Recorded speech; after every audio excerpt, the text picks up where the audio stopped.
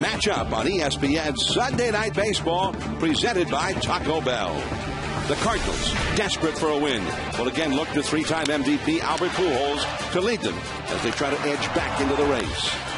They face the Braves and rookie sensation Jason Hayward in control of their own fate. The Braves need a win to take the series and stay atop the National League East with the Phils.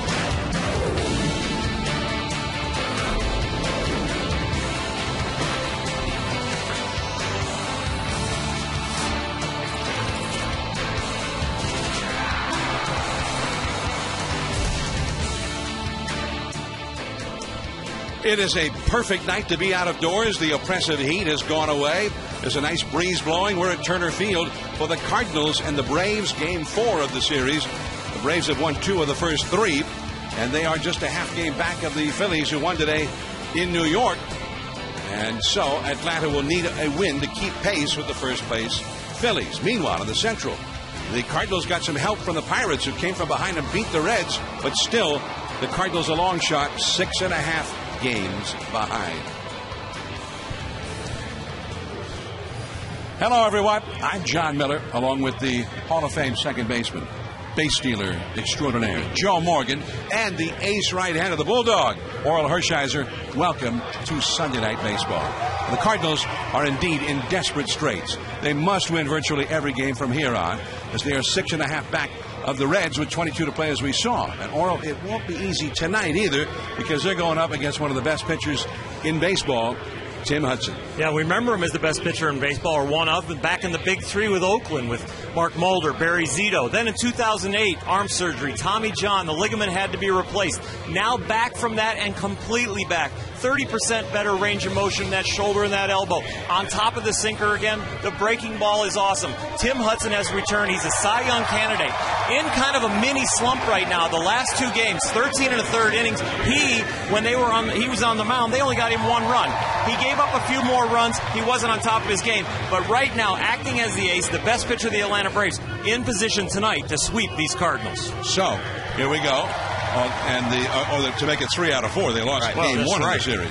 To sweep the last 3, that's for sure. And the Braves have done a lot of things well this year, but without their longtime superstar, slugger Chipper Jones, who's out for the rest of the year with an injury, they've received a much-needed jolt of offense from 21-year-old rookie right fielder Jason Hayward, a top Rookie of the Year candidate in the National League. And Joe, Hayward seems to be at his very best in these big games down the stretch run. Well, John, the highest compliment I can give to a young player is to say that he has great baseball instincts. Jason Hayward has great baseball instincts. The instincts are what allows you to be a great player for a long period of time. He's hitting .286 this year. He has 17 home runs, and he also has a .395 on-base percentage. Now, those are great numbers for a rookie, but down the stretch, as you mentioned, the last 21 games, he has hit .429 for this Braves ball club. And he's also been hitting over .330 since he returned from the disabled list. He went on the disabled list with a sore thumb before the All-Star break, but he's come back with a vengeance. And as far as the Rookie of the Year thing is concerned, if I had a vote, Jason Hayward would get it, and Buster Posey would be a close second. The Cardinals kind of like Jaime Garcia, their tough left-hander as well. I'm going to vote for Hayward. All right, so Hayward with a chance to win some votes in other quarters here tonight. Tim Hudson will be on the mound for Hayward's Braves. And the Cardinals are coming up. Big game for them. Albert Pujols hitting third when we come back.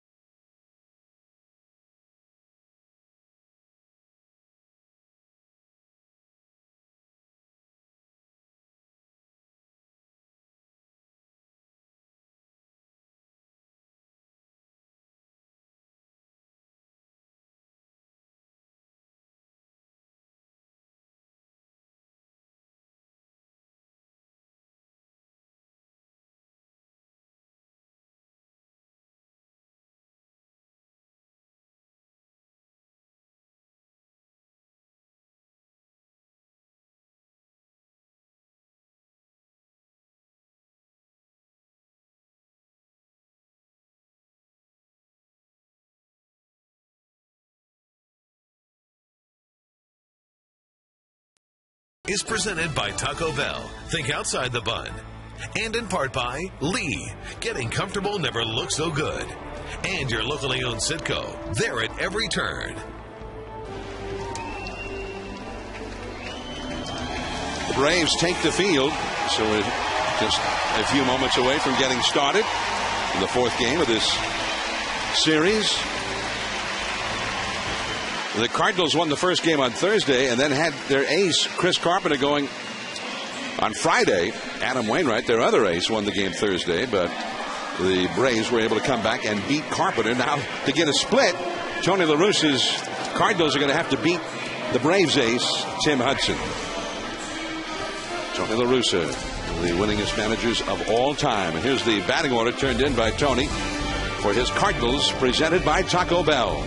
Skip Schumacher leads off at second base. John Jay, an exciting rookie in right field. Albert Pujols, the great one, at first base. Matt Holliday having a great season since the 1st of June in left field. Colby Rasmus, a powerful young center fielder, hitting fifth. Yadier Molina, the catcher. Pedro Feliz is at third base. Kyle Lohse, the pitcher, hits eighth. And Brendan Ryan, the shortstop, bats ninth. Well, John, Tim Hudson is trying for his 20th straight game where he has gone 6 innings or more.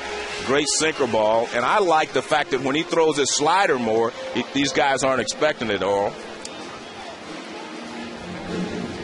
So Tim Hudson ready to go. And what a matchup with Albert Pujols, two of the best going head-to-head. And we talked to Tim Hudson this weekend about facing Albert. He's such a good hitter. He's really disciplined. He knows the strike zone as good as anybody in the game. He's not going to swing at many bad pitches. So that with guys like him, you have to get him out with your stuff in the zone. You're not going to make him chase a lot of stuff out of the zone. So, if you leave one pitch out over the plate that don't have exactly your good stuff on that particular pitch and it gets too much of the plate, you're going to be backing up third or getting a new ball. John, that's why I think he's so smart, because a lot of pitchers try to get Albert to chase, then they get behind, and now they're in trouble. He says you're not going to get him to chase, so he has to give him his best stuff at all times. Skip Schumacher, the first hitter for the Cardinals, and it's ball one off the outside corner. Schumacher hitting .274, 5 homers, 39 batted in. And at second base, Infante bobbles it and cannot find it. Schumacher is safe at first. John, I think that's one of the problems that the Cardinals have. Their leadoff hitter and the guy that they hit fifth behind Matt Holliday. I think therein lies their problem. You mean because he's not a prototype leadoff man? As we see Infante have a problem with that one. But you're right, they do not have a prototype leadoff man. They do not have someone that can hit behind their fifth slot. Those are the two most troublesome spots for the Cardinals, and especially as the second half of the season. So now John Jay, the hitter. Schumacher has stolen only 5 bases. Nonetheless, Hudson sends a calling card. So Hudson out of the stretch right away, and he's a guy, he's not a big strikeout pitcher. He needs some good defense behind him. Well, that Infante boot was uncharacteristic for Infante, but very characteristic for Tim Hudson on the mound. The ground balls are coming out of his arm like a machine this year. The strength that has come back in his arm since the 08 surgery. And he will get back-to-back ground balls. You give up one on an error or a hit, but then you come back, and he'll get a double play ball. And you look at the percentage of the ground ball, John and Joe, he is just keeping the ball down. He's able to get on top of his sinker now again. Instead of it tailing, it actually has good bite. And he's going deep into the games, as Joe has said. And when you get people out quickly and get them to hit ground balls, you can do that. John Jay, and it's ball one. So, in other words, 2/3 of all the balls put in play against Hudson, even the ones that end up being base hits, are hit on the ground.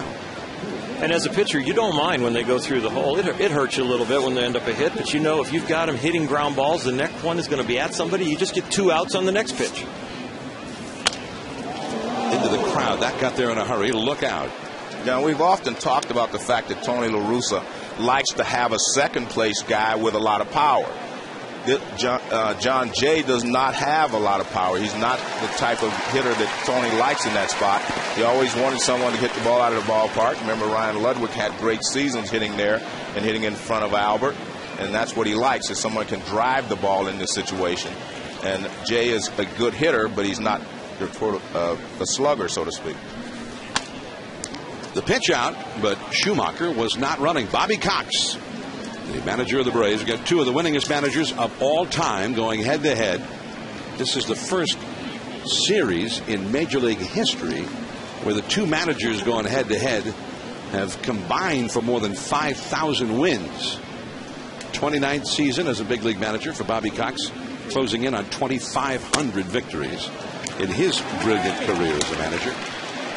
It's 3-1 now to Jay with Albert Pujols on deck. Tony La Russa, 32 years as a manager, 2,625 victories. That's third all time, and Bobby Cox is fourth on that list.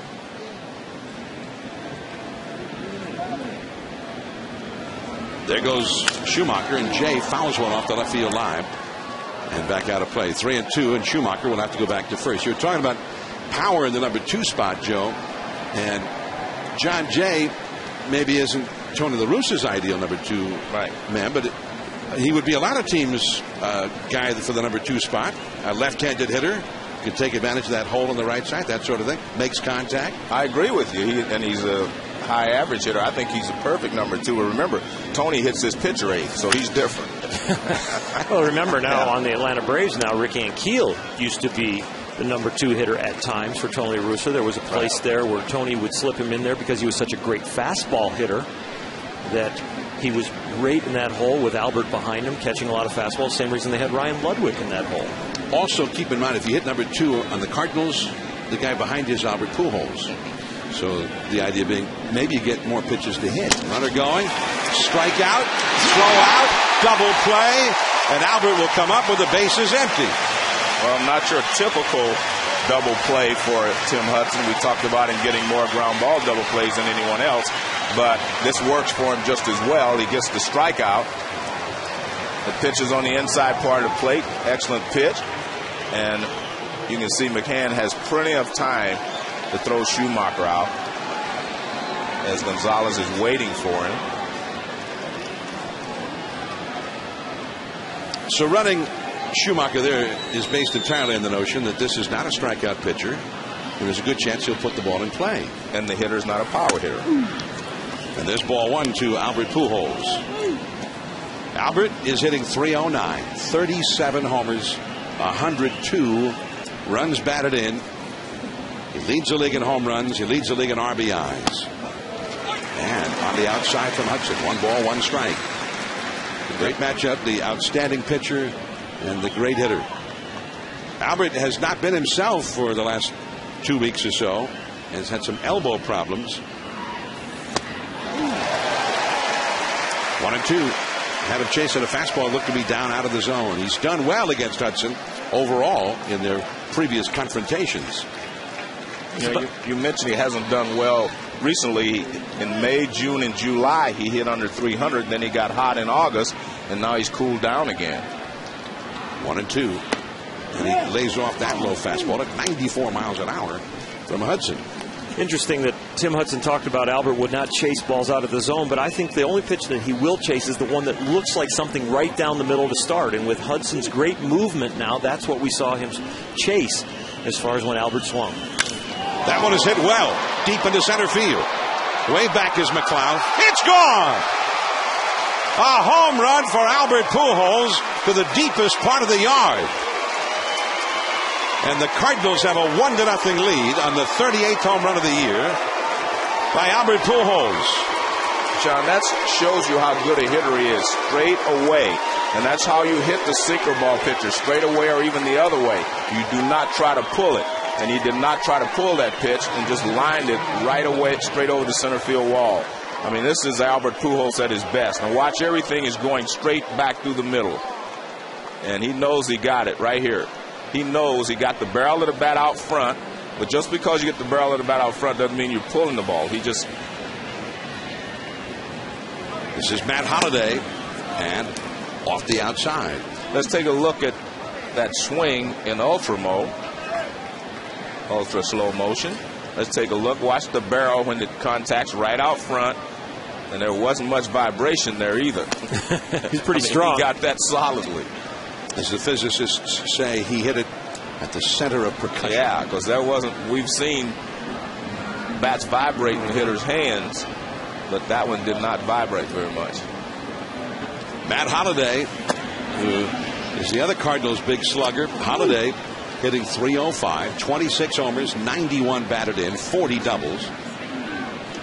He got off to a slow start this year, but since June 1st, he's had 69 of those 91 RBIs. And, John, I tell you what, he's done a great job hitting behind Albert Pujols.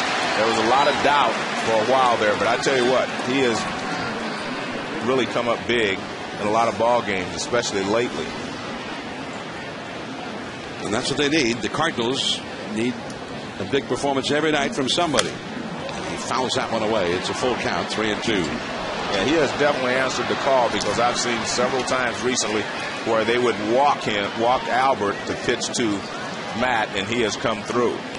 And there you see what he's done. He's just been consistent as far as average, but look what he's done home run wise and RBI wise. He's been very good. 3-2. And after all, he does get the walk. And now young Colby Rasmus is coming up.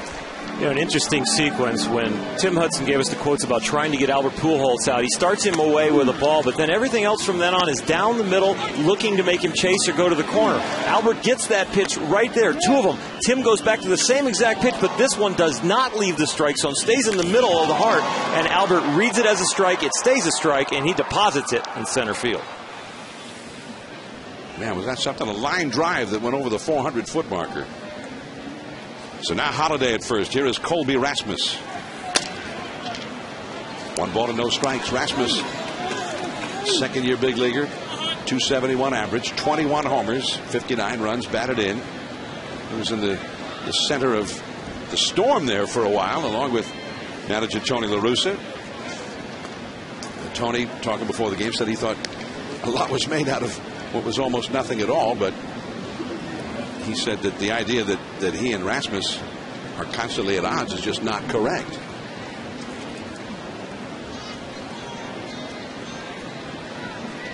One ball and no strikes to Rasmus.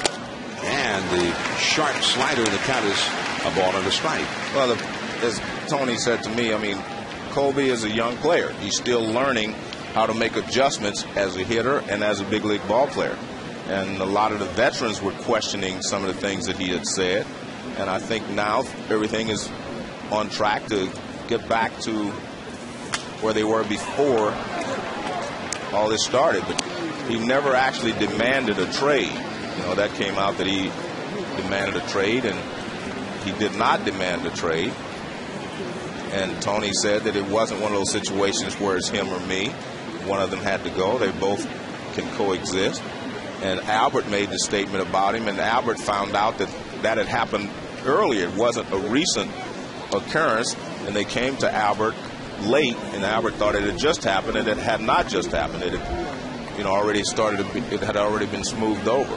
Yeah, Albert took offense. Said, "Well, if he wants out of here, then let's get him out of here." Well, they have a very tight team, very tight chemistry, and it's all for one, one for all. That one gets by the catcher. Rasmus has lots of speed, so he strikes out, but he reaches base. Holliday goes to second. Brian McCann couldn't handle that one from Tim Hudson, who gets the strikeout but doesn't get the out. He scored as a strikeout and a wild pitch. A rarity to see something like that with Brian McCann back there, because it's ruled a wild pitch, but it was not that far off line, and it's something that you would expect him to catch. Take a look here. My first look at it, I didn't think it was that far in the dirt, if it wasn't even in the dirt. Yeah, it made it to the catcher in the air. It just was going to be a backdoor slider. It ended up being towards the left-handed hitter's knee on the inside, and he reached for it and was late. So break for the Cardinals. Extra opportunity here, but first ball swinging, Molina right to Infante, and just like that, the inning is over. A lot of action in that first inning, a 25-pitch inning for Tim Hudson, but just the one run, courtesy of Albert Pujols. A shot over the center field wall. Braves.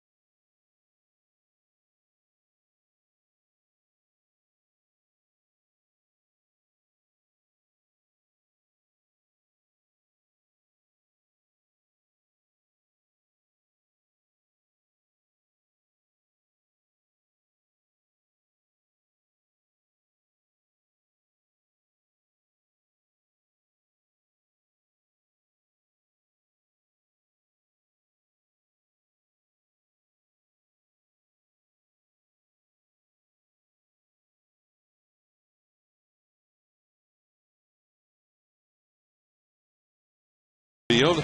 Bobby Cox doing that thing he's done so well for so long, but this will be the final go-around for Bobby Cox. He announced before the season ever started that he would retire effective at the end of the year.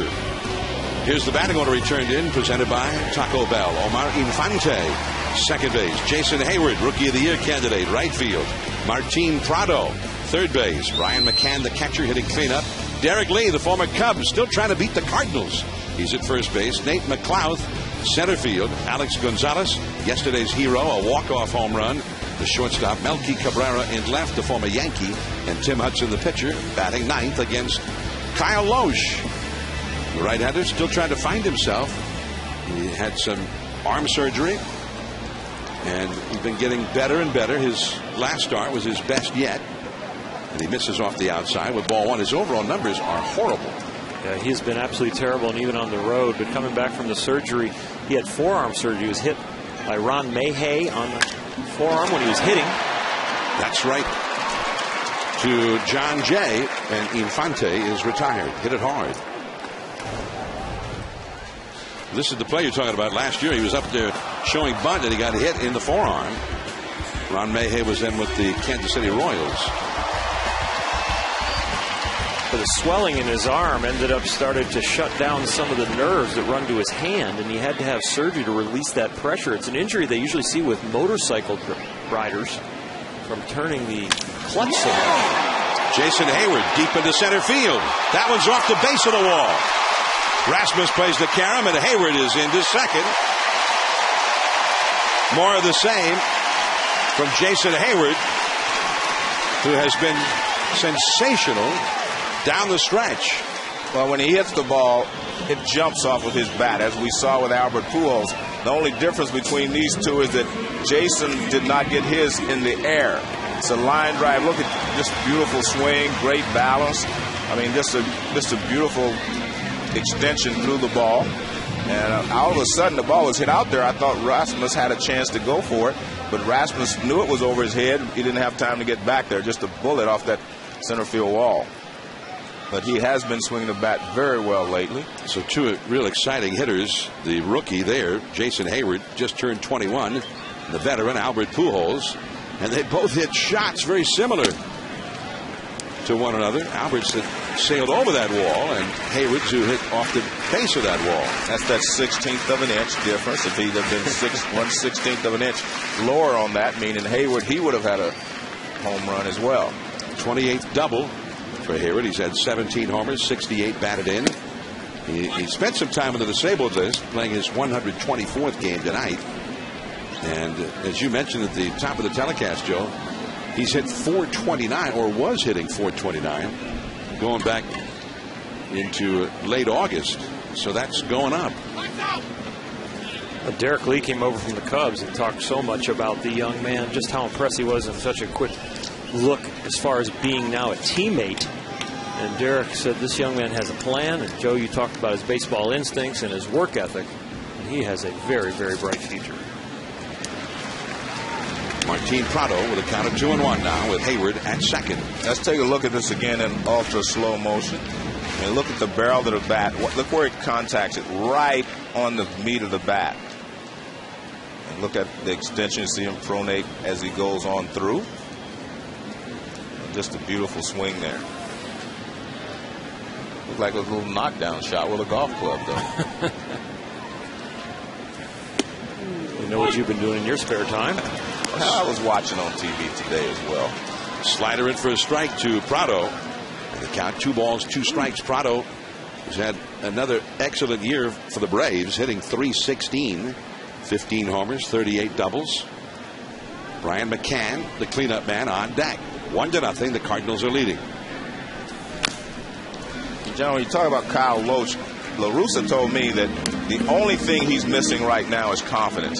He said he's throwing the ball well. He had a great side session the other day. Everything was there, but he hasn't had the confidence because he hasn't been successful. So he's not confident in his ability to go out there and shut some people down. But Tony says everything is there for him to pitch a good ball game tonight. Yeah, when you come back from an injury, there's the physical battles and hurdles you get over, and then there's the mental ones, and you're talking about that mental hurdle.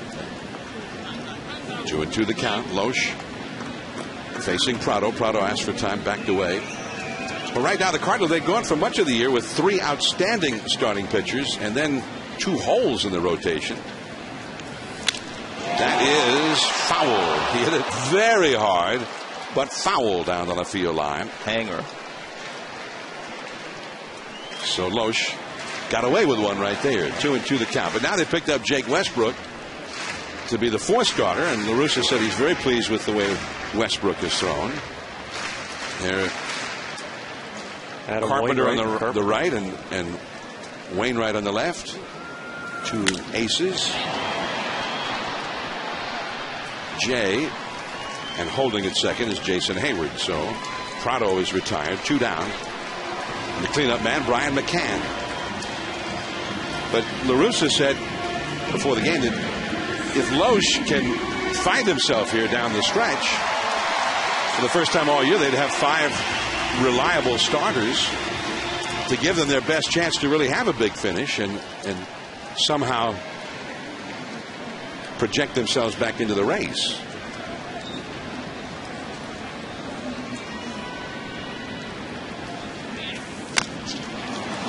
Lohse, and he handles McCann with a runner in scoring position very easily on 1 pitch. So Hayward stranded at second. 1-0 Cardinals as we head to the second.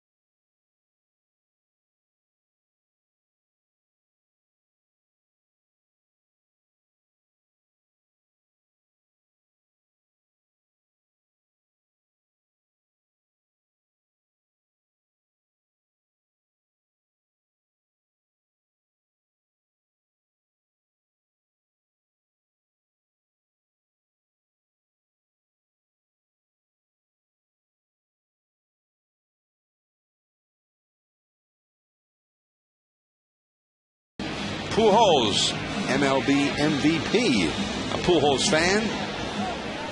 Well, Albert, now with 38 homers, 103 batted in. He was in a triple crown mode for a while, a long while, but his average, when he hurt his elbow, he hurt it making a dive for a ground ball, and then as the elbow was healing up, he made another dive and aggravated the injury, and finally came out that he was in a real slump, and that was really the primary reason why. It may not be 100% even right now, but you wouldn't know that if you were asking Tim Hudson how Albert seemed to be, as he took Hudson over the center field wall his first at bat. 1-0 Cardinals as Pedro Feliz with a count of 1 ball, 2 strikes against Hudson. Well, it is more difficult for players to compensate for little injuries now than it is earlier in the season, because you're mentally tired a little bit and you're physically tired. And he also twisted his ankle on the tarp, last I guess about 10 days ago. So he has been banged up a lot lately, and it's just very difficult to be able to compensate for that this late in the season. Mentally, you can get through it early in the season, but you can't do that this late in the season. Little things that bother you have a tendency to turn into big things that aggravate you in the batter's box. Especially when you're 6.5 games out of first place, you got one team to jump over. You're down to about 22 games left in the season, and it comes down to feeling like every at bat you want to be perfect, and you've got things nagging at you. Central Division standings. The Reds lost today. They blew a lead in the 9th inning. Francisco Cordero, another blown save. That one skied along the right field line. Jason Hayward and also Infante from second base and Lee from first base, but nobody could get to it, ultimately into the crowd. Still 3-2 to Pedro Feliz. Well, the Reds have 19 games left, and you have to look at it realistically and say, okay, if they win 9, which they played over 500 baseball, then that means the Cardinals would have to win 15, to catch up. So that's a tough chore. Well, they'd have to win 17. Well, I mean, to win 90. Yeah. The Cardinals have struggled on the road. I think that's where their biggest problem is. Pedro Feliz ends up with a walk, and we're going to go to the studio now to Steve Berthume at a Sports Center right now.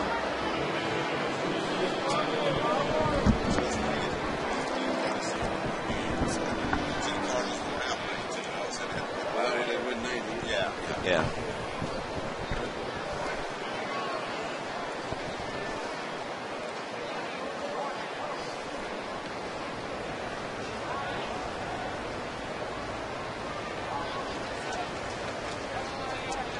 Right, Steve. So they're in a virtual tie for first there. The Padres have played 2 fewer games than have the Giants. So the Giants have a couple more days off left on their schedule than do the Padres. And in the West, the Padres 80-62. The Giants with 1 more loss and 1 more win. Yeah, and look who's in 3rd place and right there and running hard up their backs. They won their 10th in a row today. The Rockies. Jason Giambi broke a 2-2 tie in the bottom of the 9th with a pinch hit, walk-off home run. Kyle Lohse. Hudson with Infante covering at first, and over to second goes Pedro Feliz. If I was the Colorado Rockies and I was on that team, every calendar within eyesight of my teammates would have September on it, no matter what month it is. It seems like they play unbelievable in September. I would like to know if they end up having more games at home in September, because maybe they don't schedule as many at the beginning of the season, because they had a lot of games left there after when the Reds were there. They played 4 games against the Reds. They've had a long homestand, and they are putting some numbers up offensively there as well. Colorado was in San Diego last weekend and swept the Padres. The 8th, 9th, and 10th losses consecutively for the Pods, as Ryan foul tips that one. And the Padres are headed for Colorado. So Colorado then went home. They've won 7 more in a row at home. At home, the Rockies' record 50 wins, 22 losses, which is pretty good unless you're the Atlanta Braves, because the Braves' home record is a little bit better than that. 51-20 here at Turner Field. Tim Hudson has been lights out here at home. Bryant chases that fastball away, and it's 0-2. This is one of those situations that last year Brendan Ryan got off to a great start, had a great season offensively. He has struggled all year. And you have to wonder, they changed hitting instructors, and sometimes it takes a while before a new hitting instructor's theories and things take a hold. Different. You got the shortstop in a hurry, just in time. Alex Gonzalez is an excellent shortstop. Just got Brendan Ryan as Feliz goes to third. Well, the point is, I'm not pointing a finger at McGuire because, like I say, sometimes it takes a while for your theories to work and for players to believe in them. You have to remember, players have to buy into your theories before, they'll give it 100% effort. So it might take a while. So you have to wait as far as McGuire is concerned. They've scored the same amount of runs, average-wise anyway, that they did last year. So that hasn't changed. I think it's a little easier to break in as a pitching coach than as a hitting coach, because hitting, there's so much failure. Skip Schumacher trying to deliver a run with 2 down. It's a swinging strike. As you break in as a pitching coach, you wait to give that advice that you almost know is going to work. Maybe it's on location, or maybe a little grip change that you know is going to sharpen a breaking ball, and the pitcher can immediately go out and have a little success with it or understand the theory. But as a hitting coach, so much failure in hitting and so much feel. As far as I don't feel comfortable in the box. You could look perfect and have the best mechanics going, but still not get hits. It doesn't feel right. And it's so hard for the hitting coaches to communicate that over. I've been telling you that for all the time you've been with me, that hitting is far more difficult to do than pitching. I was talking about the coaching part, not the activity part. Performance, we'll get there. But the hardest thing in sports supposedly is to hit a baseball. So I guess you're right. But pitching is obviously very difficult as well. Yeah, especially to throw something to a small plate 60 feet 6 inches away. That's very difficult. I love it when you turn the table, but it's in my favor this time. Foul tip there by Schumacher. 2 balls, 2 strikes to count. So where do we leave that? Well, that hitting is still the most difficult thing to do in all the sports, not just baseball. But pitching, we're going to give it second or what? I don't know if we can give it second. Where are we? But pitching is very difficult to do as well. Pitching's in the top 10? Yeah, it's in the top 5. I'll give it top 5. Pitching well could be number 1. Got him to say before I finish my statement. Alex Gonzalez throws out Schumacher, and Feliz stranded at third. Tim Hudson heads back to the dugout. Derek Lee coming up for the Braves, who trail 1-0.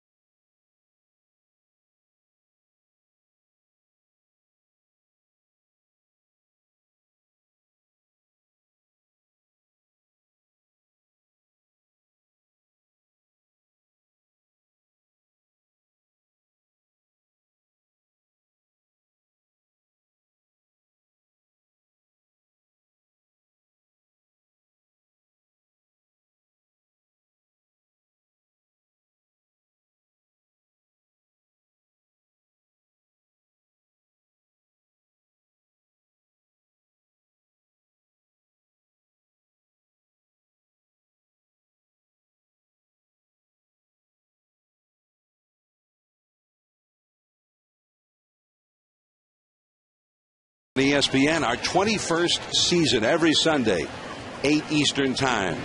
Here's Derek Lee to lead off. First ball swinging. Pedro Feliz, and one away. So Lee, who's been hitting much better lately, although not having the kind of year you expect from Derek Lee, the former Cub, came into this game hitting .254, 17 homers, 68 batted in. We're used to seeing his average up around 300 and 25, 30 home runs or more and 100 RBIs by now. Well, he's had a lot of success in the past against Lohse. He was 9 for 20, which is .450 average. And you mentioned he's swinging the bat well. He was 10 for his last 25 before tonight. But gone on one pitch, his first at bat in this game. Here is Nate McLeod. Now his numbers are horrible. You look at his numbers for the season. Why is he in there? McLeod hitting .183 with 4 homers. He actually spent some time in the minor leagues. He's a former All-Star. And McLeod was having such a terrible time and just could not get out of his slump. They sent him back to the minor leagues for 5 weeks. He was hitting .168 near the end of July. But now he's starting to hit the home run again. He homered in this series. That's foul. It was in Friday's ball game, the game where they came from behind. Chris Carpenter, the ace on the mound for the Cardinals, and McLeod hit that one pretty well, I thought. Well, the interesting thing, John, is in spring training he wasn't able to pull the ball. He couldn't get the barrel of the bat to the ball. And we saw him do it perfectly there against Carpenter. He got robbed of a grand slam last Sunday as Matt Holliday had to dance a little bit. The wind is blowing in tonight, which looks like it could be a pitcher's wind blowing in from left field. And it's blowing with gusto in from downtown. It doesn't look like it's any more than a 2-club wind, right? It's a bat wind. I think it's going to help the pitchers, though. I think you're right, John. It's blowing in pretty good. The ball's getting beat back in left field for sure. Alex Gonzalez, who hit the home run yesterday that ended the game. And it was the 12th inning of the game. But it was not the first time he did a walk-off home run in the 12th inning of a game. In fact, Joe, you and I did the other game where he achieved the same thing. Yeah. And that was probably even a little more memorable for him since it occurred in the 2003 World Series. Game 4 in Florida, and he beat the New York Yankees with the walk-off home run. 1 ball and 2 strikes. Gonzalez started this season as a Toronto Blue Jay, hit 17 home runs with the slugging Jays, and he's hit 5 more with the Braves, and he's been a pretty good RBI man too. He's always been steady at shortstop. So Alex Gonzalez, a nice pickup, who has 22 homers and 80 runs batted in overall this year. They traded him in the deal that sent young Yunel Escobar to Toronto, which I think was kind of a shock to a lot of people. Right center field. Base hit. Jay gets it back towards second, and that's the second hit for Atlanta against Kyle Lohse. Bobby Cox. He and Tony La Russa, they've been managing against each other for a long time. Can you imagine Bobby Cox started his managerial career in the big leagues with Atlanta back in 1978, and things did not go that well for him. He got fired. Braves fired him, and he went to Toronto. Pat Gillick brought him in to manage the Blue Jays, and it's right around the time the Jays got good. They were an expansion team, and Bobby Cox managed there, but he still had a home here. And then the Braves called him 1986, and we'd like you to come back and be the general manager. So I'll be right there. He says, I got to go home. And he's been here ever since. That one just back into the crowd off the bat of Melky Cabrera. 1 ball, 1 strike. But I think it's worked out well. Bobby Cox helped build in some ways the teams that he later managed to 14 consecutive divisional titles as the GM. The man making all those moves. Then he went back in the field as manager. And John Sherholtz eventually came over from Kansas City and became the new general manager. And that became a rather beautiful partnership. And they had a lot of success here in Atlanta and are still having that success. Frank Wren, now that John Schuerholz has become the president, Frank Wren is the general manager, making those kind of moves.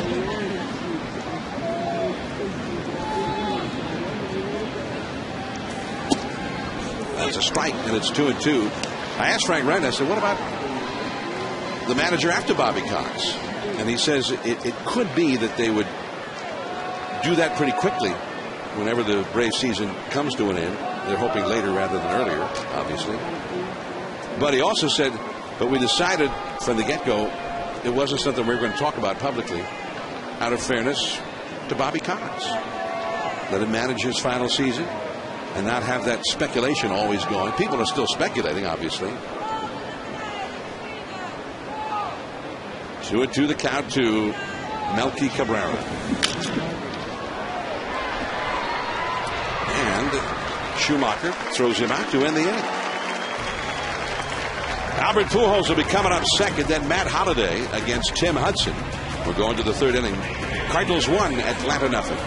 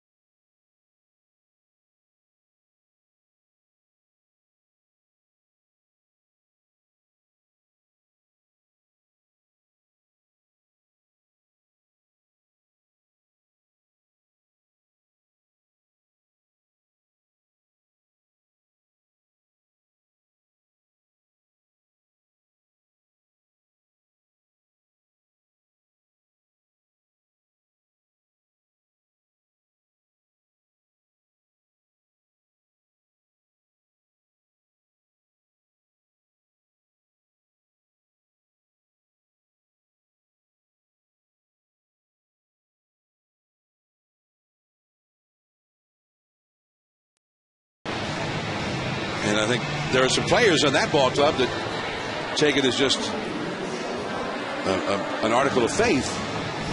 It's this time of year. There was somewhere within striking it. They're going to get hot the way they did back in 2007. But now the thing they're going to have to prove is if they can also stay hot on the road. That's ball one, down and in to John Jay.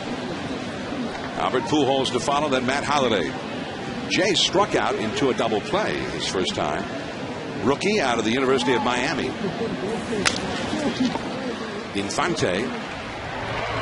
So the bases will be empty for Albert Pujols. John, when you look at Albert Pujols, you know, he's hit 403 home runs, 404 in 10 years.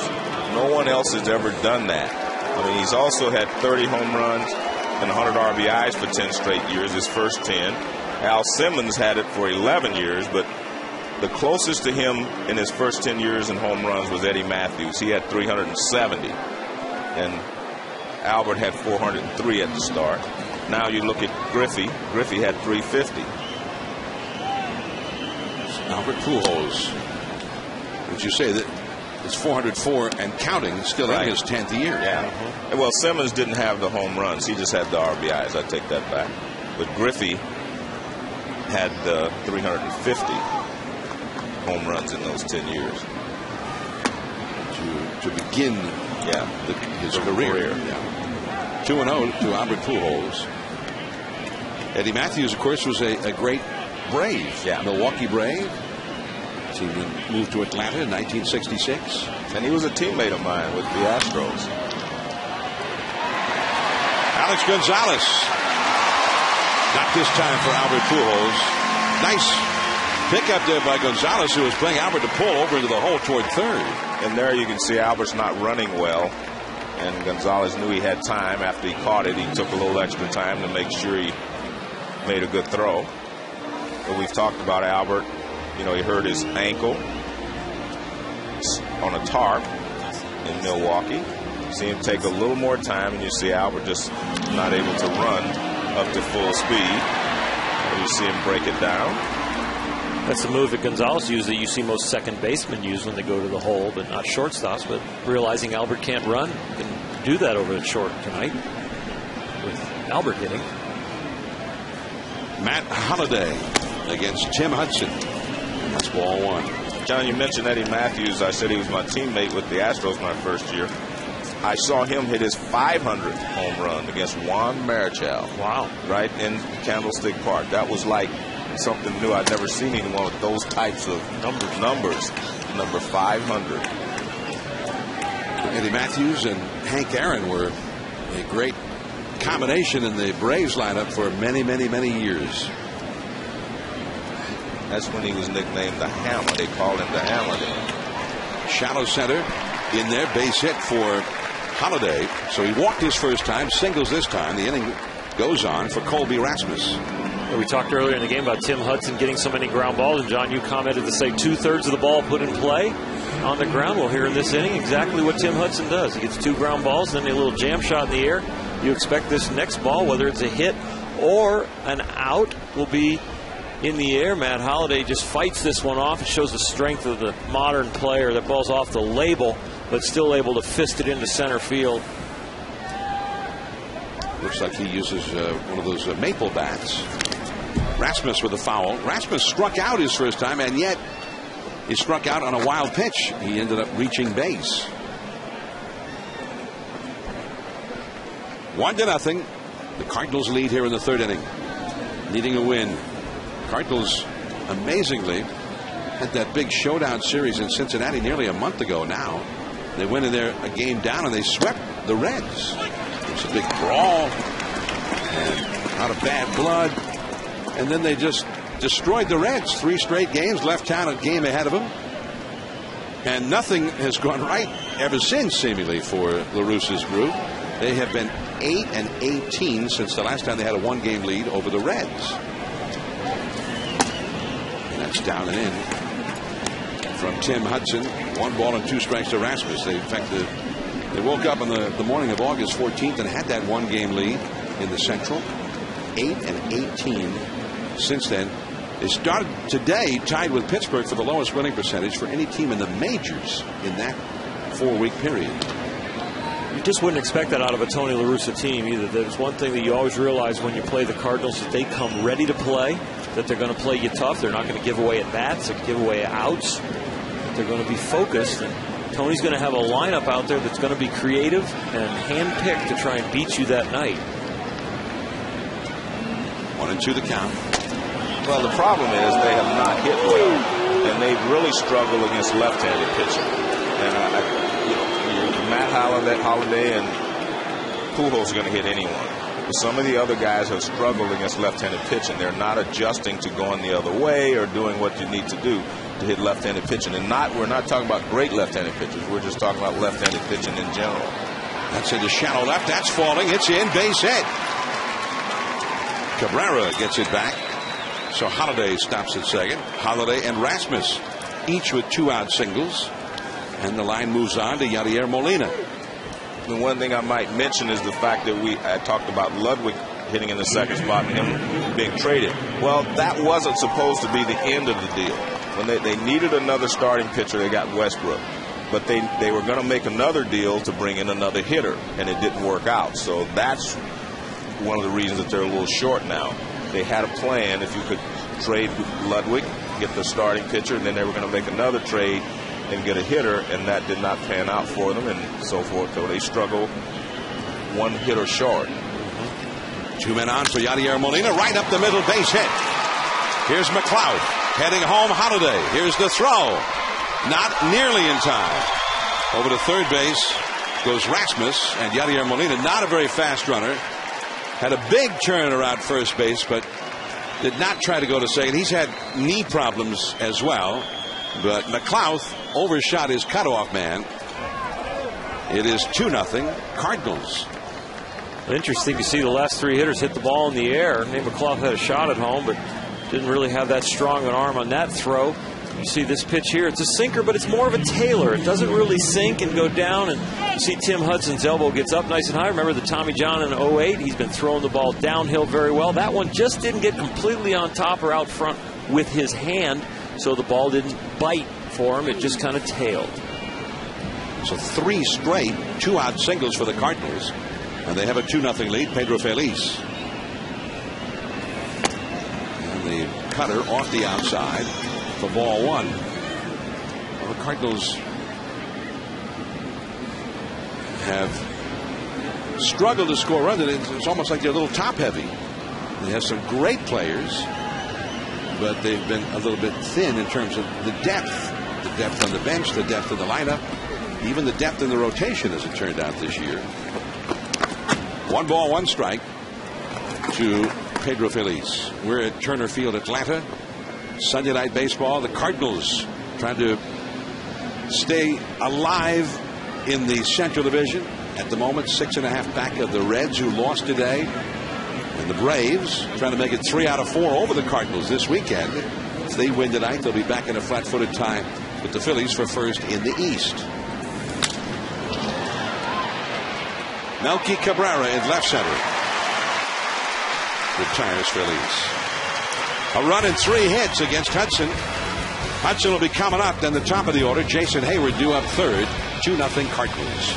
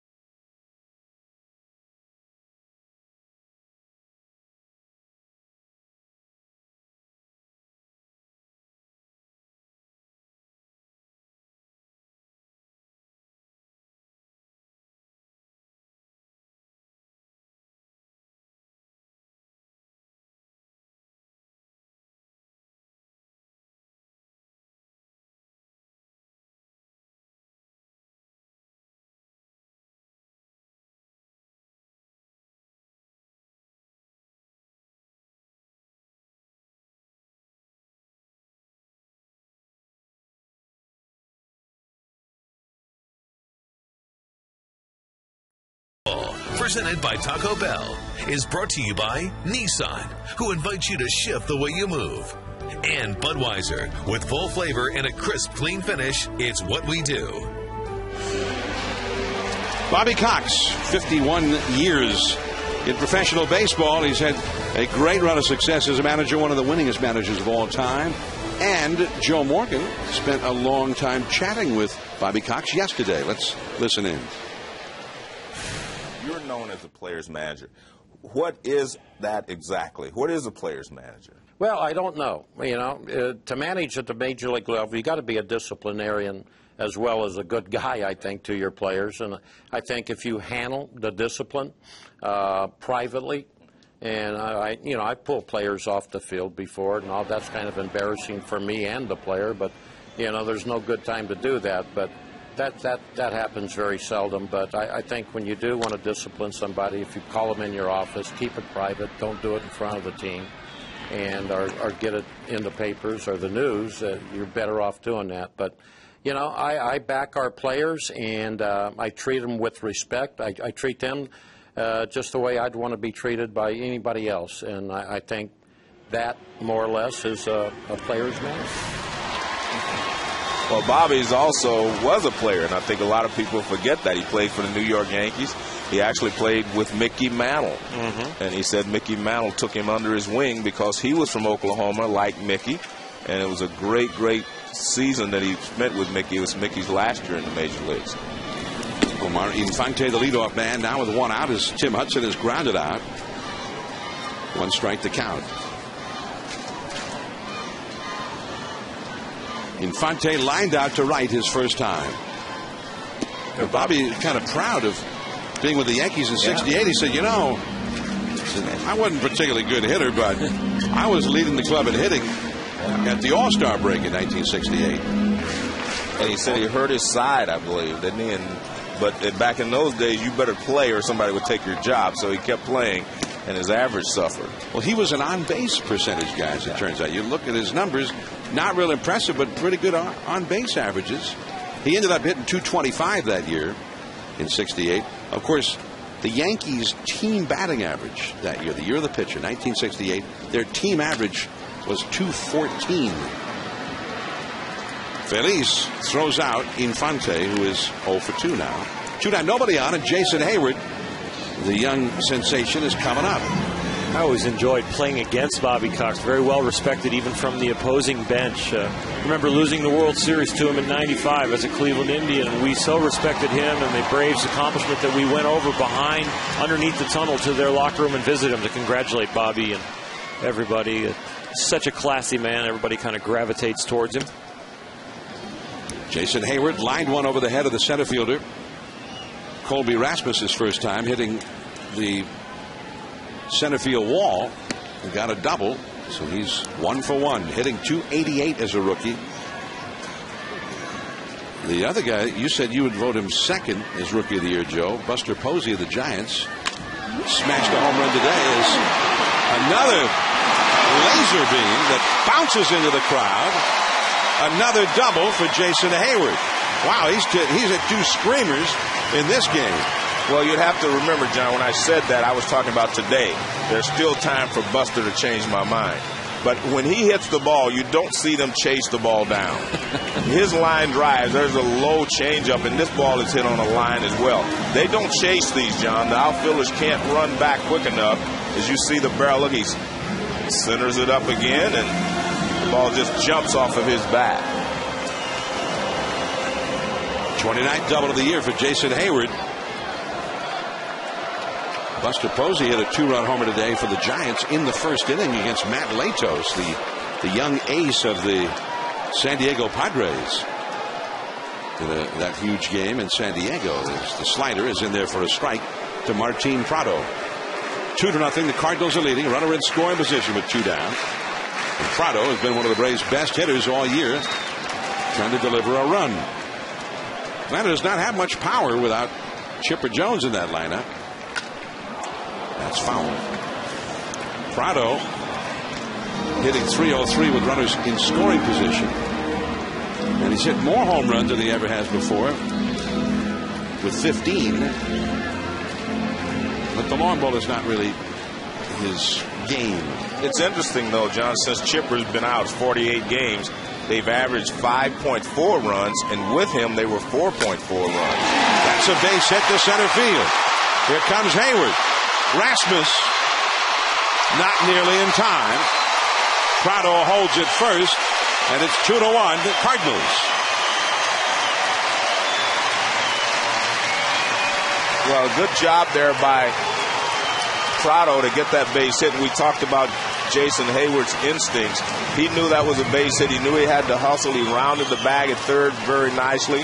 And actually, there was no chance for Rasmus to throw him out, but he tried. See how quickly he got a jump on that ball from second base? That's the instinct. You do not teach players to be able to do that and react. And you see he's running home. Look how sharply he cuts it to third base. A lot of times you see guys way out on the grass. So he does everything well. He does everything well. He just turned 21. He's still a baby. Yeah, he's still learning. 2-1. Cardinals. Brian McCann, the cleanup man for Atlanta. 0-1 the count. And that one comes back over the plate. Strike 2. A lot of movement on that pitch from Kyle Lohse. Martin Prado not only comes through with the clutch 2-out RBI hit, he did it with an 0-2 count. So I'm sure Lohse is not real happy about that. Well, he definitely hit a mistake from Kyle Lohse. That ball was up, and it was hanging right there, and he did the right thing for a professional hitter does. Get that 2-out clutch hit with 2 strikes. Get Tim Hudson back in there with maybe only down 1 run now. Now that's ideally not supposed to happen, right? You're ahead 0-2. Nope. Bounce it. Tim Hudson glad to see that run on the board in the last, the 13 1/3 innings that he had pitched prior to tonight. They'd only scored him 1 run in the 2 losses that he had received prior to tonight. So tonight, that 1 run in 3 innings. It's a welcome sight for a starting pitcher. Brian McCann, one of their top hitters, one of the best hitting catchers in the game. That's a base hit. Prado's going to keep on going as Jay throws towards second. Runners at first and third on the single by McCann.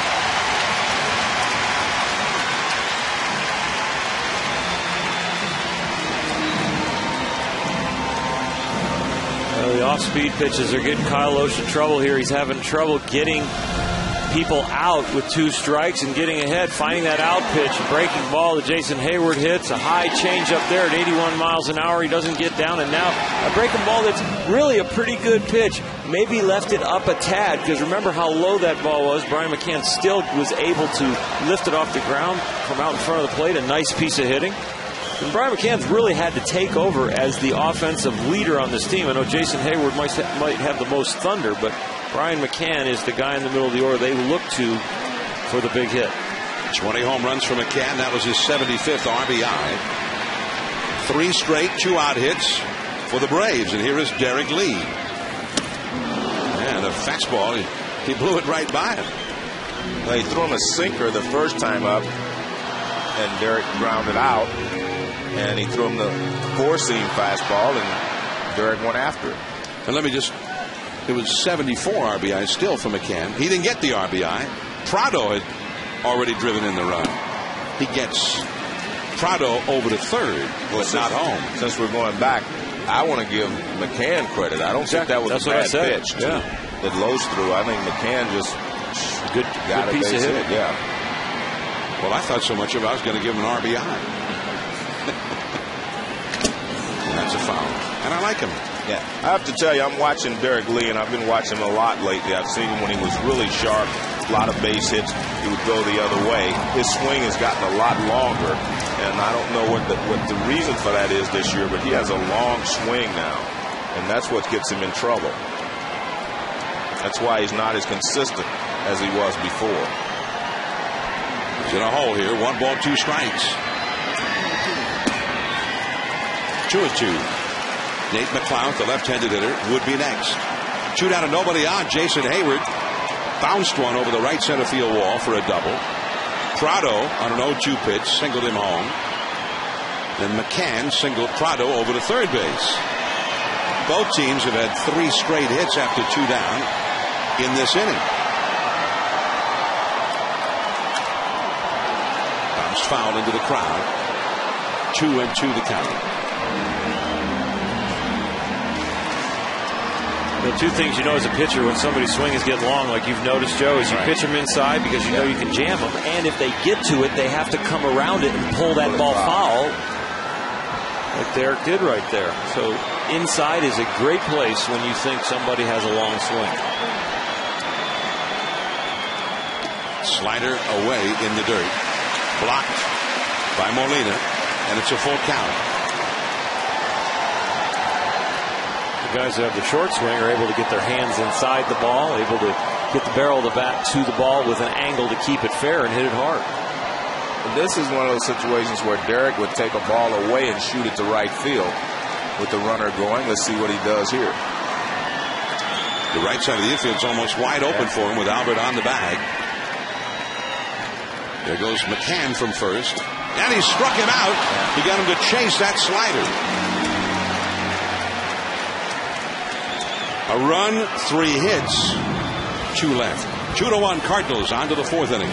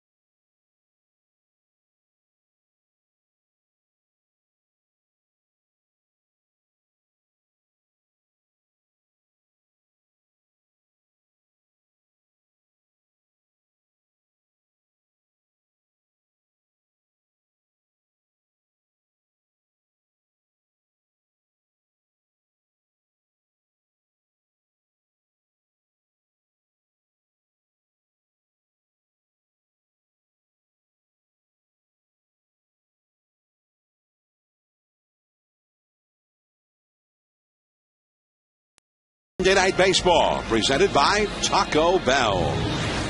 I'm John Miller along with Joe Morgan and Oral Hershiser, your Sunday night telecasters. Our 21st season, Sunday Night Baseball. We got 2 Sundays to go on our schedule for 2010. Here is Kyle Lohse hitting 8th in the order. Cardinal pitcher bends back from a fastball thrown by Tim Hudson. 1 ball and no strikes. He had a sacrifice bunt his first time. Brendan Ryan and then Skip Schumacher to follow. 2-1, the Cardinals are leading. Hudson with that fastball. And it's a ball and a strike.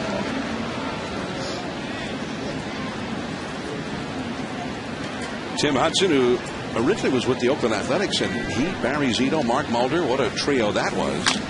The big 3 in that rotation. And Lohse is retired. Thrown out by Infante. So 1 away. How about the big 3 of the Phillies right now? We saw that highlight earlier. Roy Oswalt, a complete game, a 4-hitter for the Phillies. And now Oswalt and Cole Hamels and Roy Halladay. I was talking to a member of the Phillies Brain Trust this week, and he said he thought that this club, as it was right now, the guys healthy and getting back together, is better than they've had, even though they've been to the World Series 2 years in a row. Ball 1 high and tight to Brendan Ryan. Phillies a half game ahead of Atlanta after their win today back of Roy Oswalt. And Roy Halladay, you mentioned, and with him and the 3 people in this ballpark tonight, you have most of the Cy Young candidates other than Ubaldo Jimenez. Tim Hudson, Adam Wainwright, Chris Carpenter, Halladay, Jimenez, and maybe Latos, but after today getting beat. Latos, he says. Latos. Yeah. Matt Latos, who is only 22 years old, and what a year he's had.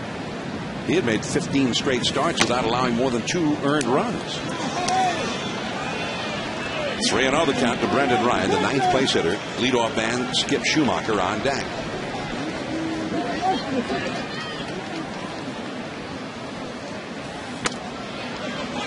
Three and 1 the count now.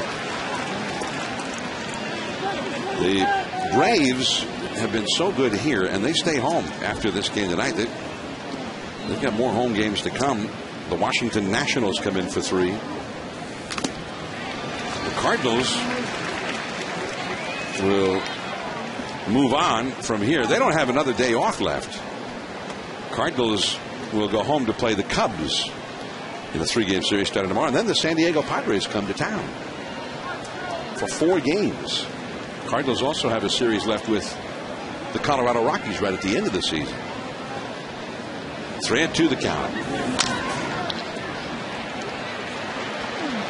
Prado got Brendan Ryan, who was really hustling up the line. 2 down. Major League Baseball coverage in the hunt for October continues Wednesday night with a doubleheader on ESPN. First at 7 Eastern. The battle for the top spot in the American League East. The Yankees and the Rays will have at it. And then at 10 Eastern, the Giants and the Dodgers. The 2 longtime rivals. The Dodgers no longer a factor in the race. The Giants trying to stay right there with the Padres in the National League West. Part of Lee Jean's Hunt for October on ESPN and ESPN3.com. Here's Skip Schumacher, and that's a ball inside. We saw the Dodgers last Sunday. They had a crushing defeat that they had to the Giants the night before. The Giants beat them on Sunday Night Baseball, and they didn't beat anybody for several days after that. Soon we may get news on Joe Torre out there. As he said he would not make an announcement on his own future or what he'd like to do until the Dodgers were either in or out. I think out is the word right now. I think for sure. Base hit to center field. So some more 2-out action here by the St. Louis Cardinals. Now Brendan Ryan hustling on that ground ball to third. And take a look here. Watch his feet. Oh. Avoiding Derek Lee's foot, got too far on the outside part of the bag, doesn't hit the square edge but the corner and rolls that right ankle.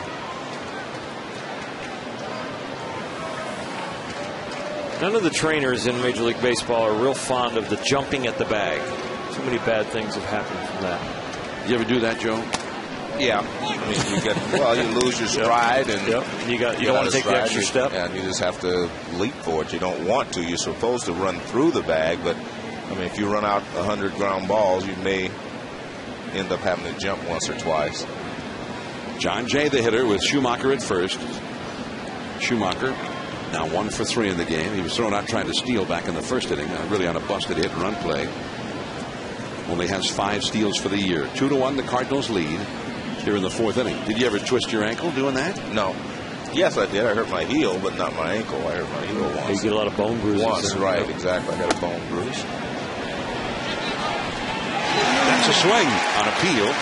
Jim Reynolds, the third base umpire, said yes, that was a swing by Jay. 0-2 the count. Jay has struck out into a double play and grounded out. Get those borderline calls with Albert Pujols on deck, you like it. Get to that 0-2 count. You do not want to let this young man get on base with Albert in the hole.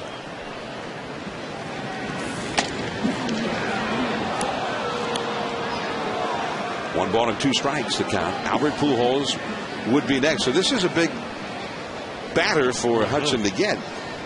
It's huge. You're always thinking when you're out there on the mound, where is Albert? Where am I compared to Albert? How many outs do I have? Where do I have to get people out or let people get on so I could pitch around Albert? And so you want him to lead off next inning, that's for sure. Albert hit a home run his first at bat. By the way, there's the on-deck circle over there, and Albert's nowhere close to the on-deck circle.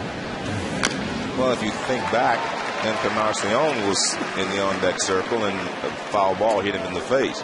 So I don't think sometimes the batter's circles are too close to home plate, a ball fouled off could hit you. And I think that's why you see Albert down as far away as you can, so he can react if the ball is fouled that way.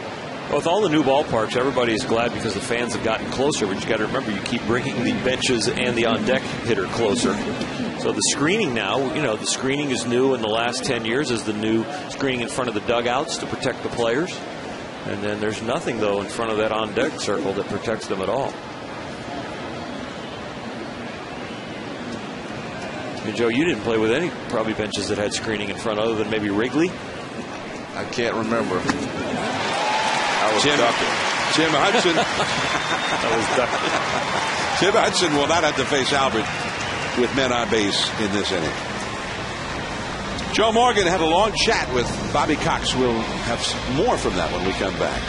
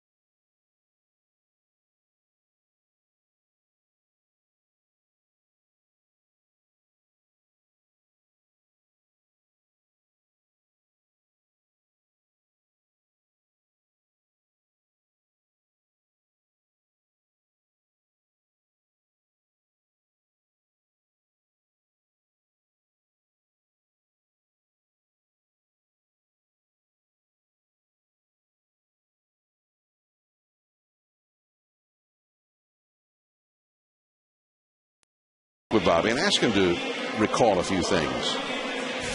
Do managers look at their careers like players? I remember my first base hit, and I remember last, but a lot of guys, do you remember your first win, your 1,000th win, your 2,000th? Do you remember those? Somebody told me the other day my very first win, and honest to God, I could not remember it. I do remember my first hit with the Yankees. Yeah, exactly. It was off right-hander Joe Sparma with the Detroit Tigers, but I can't remember the wins and milestones and things like that.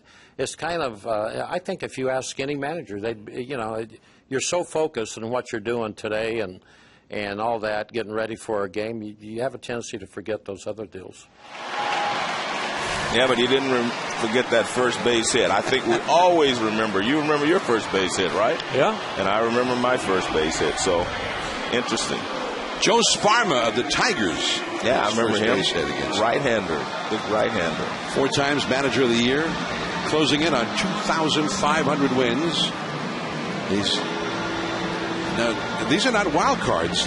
15 division titles, including 14 in a row. 5 National League pennants. I don't think anybody will ever do 14 in a row again. No. But that's the one amazing thing that still, in talking to him, bothered him a little bit, John, is there was only one world championship. 1995 against you guys. Yep. That was the only world championship he had in all of those opportunities. 14 division championships and only one World Series championship. I think he said in the conversation that he would have liked to have had more. If he's looking back, that's the one thing he felt that he could do better. Nate McLeod deep into center field. Rasmus back. He's got it. And that's why they're always talking about the potential of Colby Rasmus, because he can do a lot of different things on the field. He ran back, made a great catch there. As you can see, he can hit the ball, he can run. He can do everything that you are supposed to do on a baseball field. And he times this perfectly. He goes back to the wall, gets there. That's the key. He gets back there in time. So he runs to the wall, he gets back there. Now he leaps and takes a home run away. He's got some springs in his leg. He's got some hops. Yeah. I mean, look how he timed his leap perfectly. That was the key.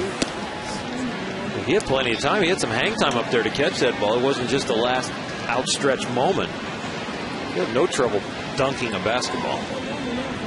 Alex Gonzalez was single his first time and may have himself a double this time. Jay cuts it off, but it won't keep Gonzalez from second.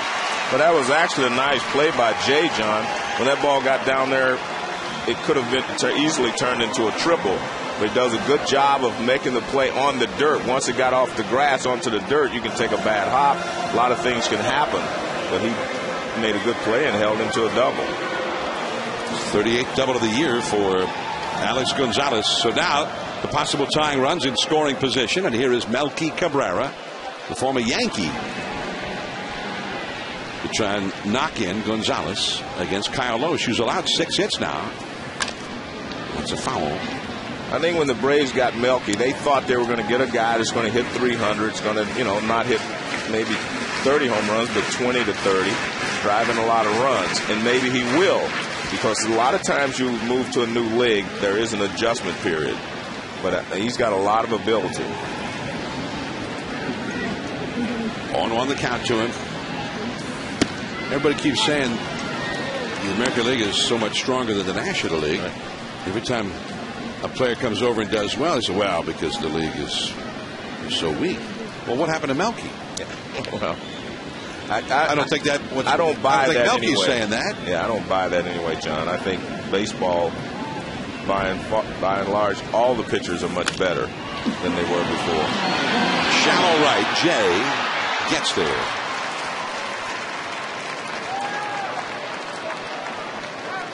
Well, much as we've talked about whoever hit in front of Albert was in the rocking chair, Melky had a lot of times he was in a rocking chair over there with the Yankee organization, too. You had a lot of people there protecting you in a very well-qualified lineup. Well, they like Melky immediately in spring training. He became a leader in that Atlanta clubhouse.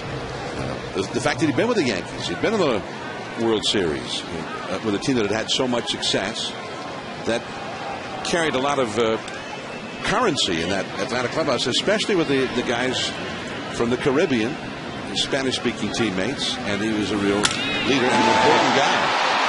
Tim Hudson blasts one, and Rasmus runs this one down. He's a good athlete. So when all else fails, Kyle Lohse says, well, just let him hit it to Colby Rasmus. Chipper Jones rooting his team on, but he will not play the rest of the year. We'll chat with him in 60 seconds.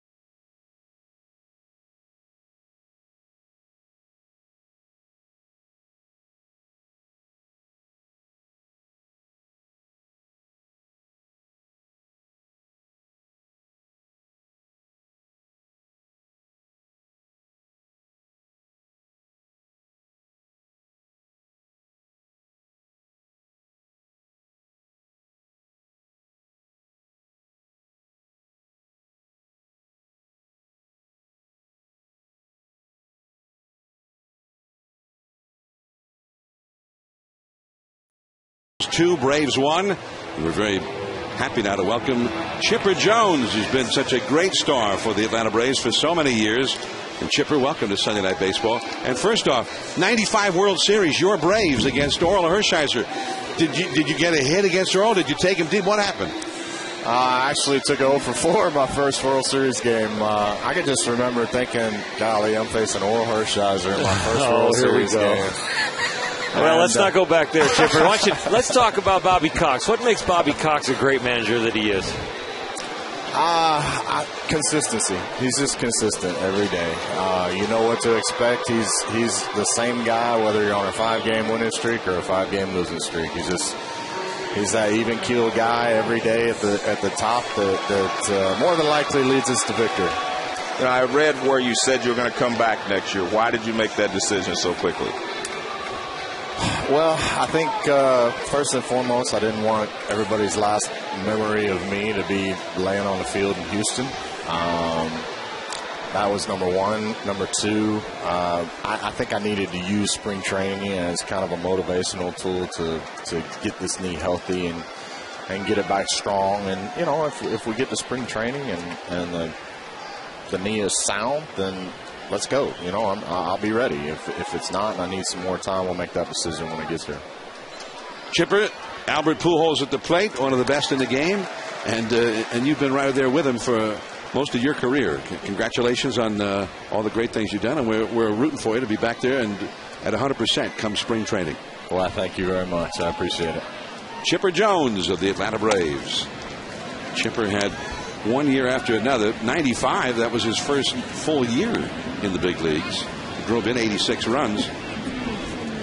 And then he drove in over 100 each of the next 8 seasons. Check swing by Albert. No swing, says Mike DeMuro, the first base umpire. Albert hit a home run over the center field wall his first time. Rounded out to the shortstop, Gonzalez, who made a very nice play to get him in the third. Facing Tim Hudson. Outstanding pitcher, outstanding hitter. I don't think he got all of that one, and still way back into the stands. Second home run of the night for Albert Pujols. That's another high fastball. Number 39 for Albert. 3-1 St. Louis.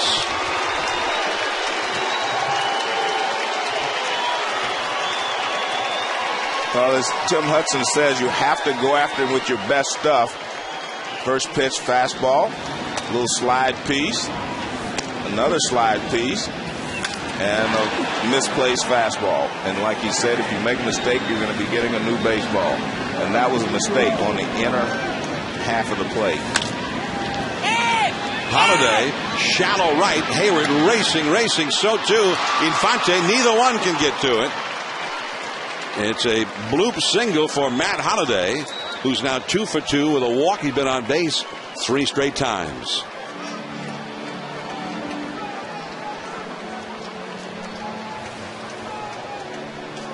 Well, there's the high fastball to Albert Pujols, and just look at this. It's a thing of beauty. Look at that balance. Look at the extension. He gets the barrel out here in front, and when he does that, look how level that swing is right at contact. See you later. We talked about Derek Lee and how his swing was long, and you want to pitch him in because he could pull a foul. But Albert is the kind of guy I don't think he got all of that one. He can take that inside pitch, which was a strike on the corner up, and keep it fair because his swing is short. It's short to long instead of long to long.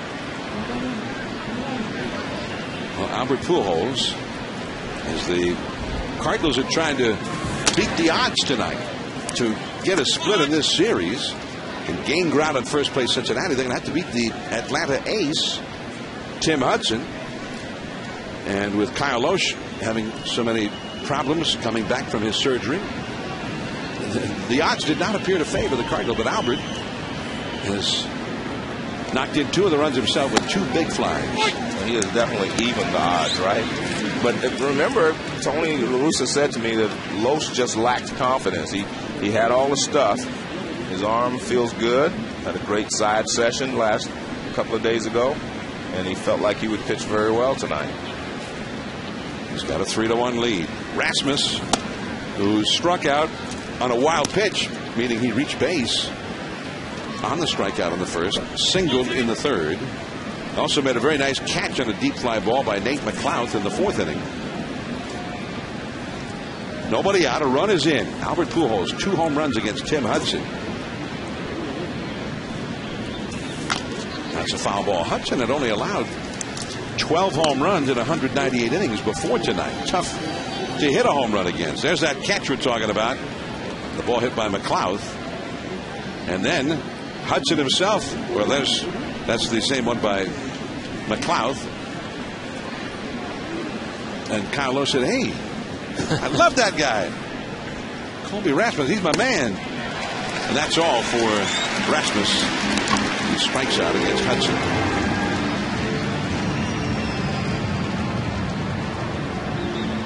Four strikeouts now for Hudson. So 1 away, and Yadier Molina will come up.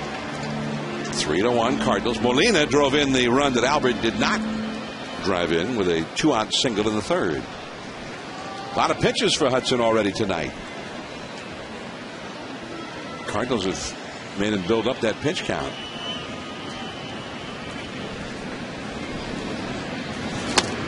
Did he swing? Yes. First base umpire DeMuro on the appeal.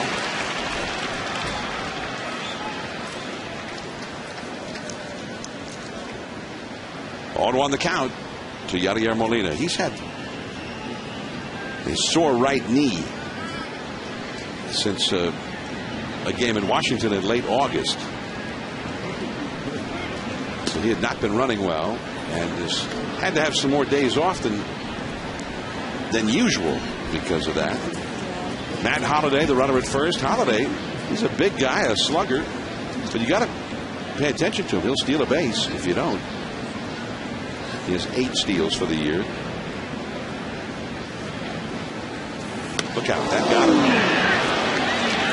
So Molina hit by the pitch. That moves Holliday to second into scoring position. Well, you think about that fastball into Molina. He didn't want to make the same mistake he did with Albert, where he threw a strike to Albert and he was able to keep it fair. Tim Hudson said he has to go in the strike zone to get Albert out with his best stuff. Here this ball doesn't sink, but Albert, the amazing thing, how quick he is and how he can keep the ball fair, pulling his hands inside so quick, and Joe comments on his balance. I mean, tremendous swing. 38th multi-home run game as a Cardinal now moves him in front of Stan Musial all time for that mark, that shot.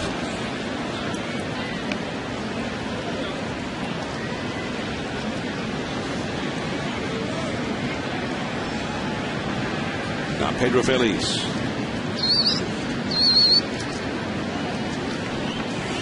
Joey Votto of Cincinnati with 33 home runs, 3rd in the league. Votto with a shot at the Triple Crown this year, but he's well behind Albert in the home run column. Carlos Gonzalez of the Colorado Rockies, the man they call Cargo in Denver, with 32 home runs, actually leading the league in batting average at .337.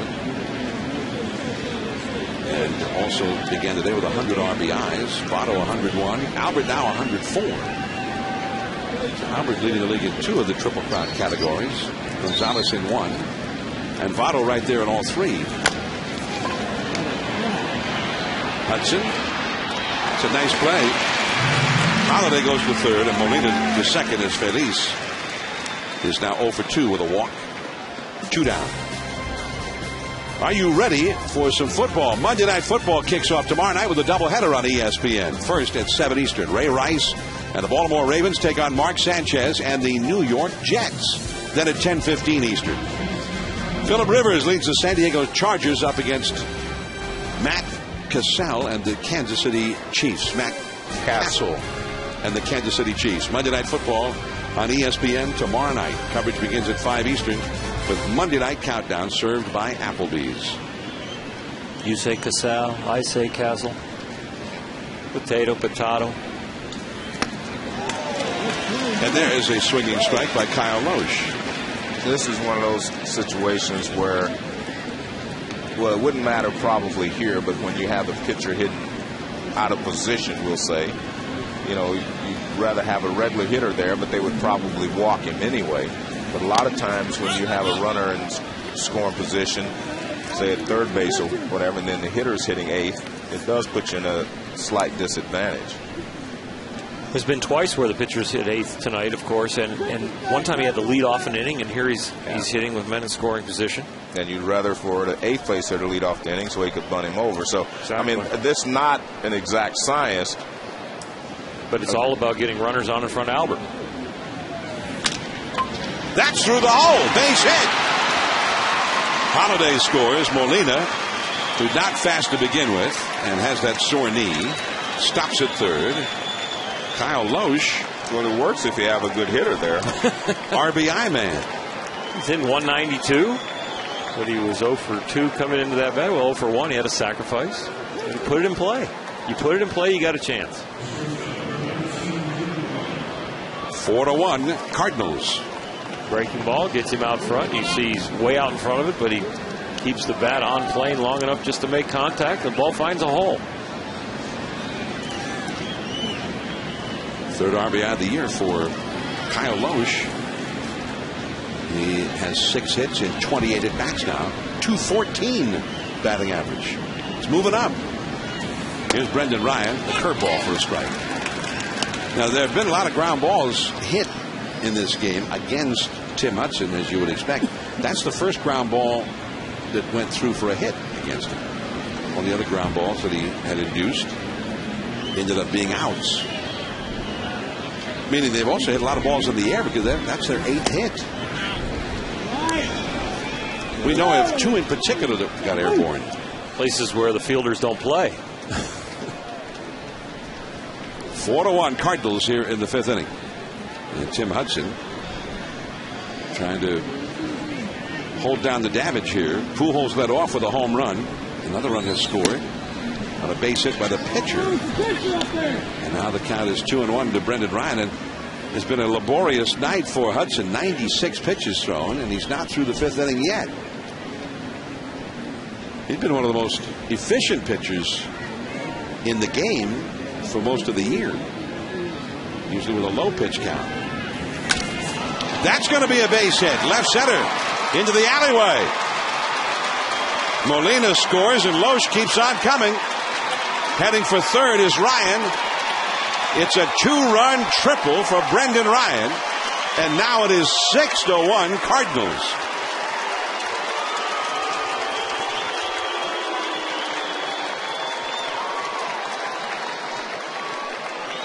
Brendan Ryan had grounded out twice before this, but this ball is up. It's not even one that you could call a sinker. It really is a tailer. To the elbow, he gets through it. Really, the release point was kind of back by his ear. He'd rather it be out front more and more downhill. That's why that ball ends up level and just tailing. And Ryan does a great job of just hitting it where it was pitched, up and on the inner half, pulls it over the shortstop's head and gets himself a triple with his hustle. Third triple of the year for Ryan. Roger McDowell, the pitching coach, has paid a visit to Tim Hudson. There's McDowell, number 45. Wow, this is rather extraordinary to see Hudson get lit up like this. And the Braves bullpen has gone to work. They gave up 5 runs in his last outing in the 7th inning. And it was a 0-0 ball game at that point. Schumacher takes a strike. But this one, they jumped on him right away. Pujols' first inning homer. They got a run in the 3rd. 3 2-out singles in a row. And now 4 runs here. Albert led off the inning with a home run. But then 2 2-out hits for the other 3 runs of the inning. And I suppose for the Cardinals, turnabout is fair play because their ace, Chris Carpenter, got shelled in the Friday night game here. Moylan, the right-hander, the side armor, getting ready in the Atlanta bullpen. 1-1 the count to Schumacher. And he curves him 1-2. Working for the windup now as Tim Hudson has reached 100 pitches for the game. He was in a mini slump coming into this game. Personally, lost 2 games in a row in his 2 starts. Here tonight, it really much his fault. The other 2 games, they hadn't scored him many runs, and then he got touched up at the end of each outing for the losses. But here, they're pretty much getting to him, and he's not fooling too many people. The only other game he's pitched this year where he allowed 6 runs was in mid-July against the Milwaukee Brewers. 6 runs in 6 2/3 innings. Tonight, 6 runs, and he's still working in the 5th inning against the Cardinals. 4 of those runs are with 2 outs. Just not able to finish off the innings. Sharp curveball for the strikeout. 8 men bat for the Cardinals. They get 4 runs in the inning against Hudson. Albert Pujols, another home run.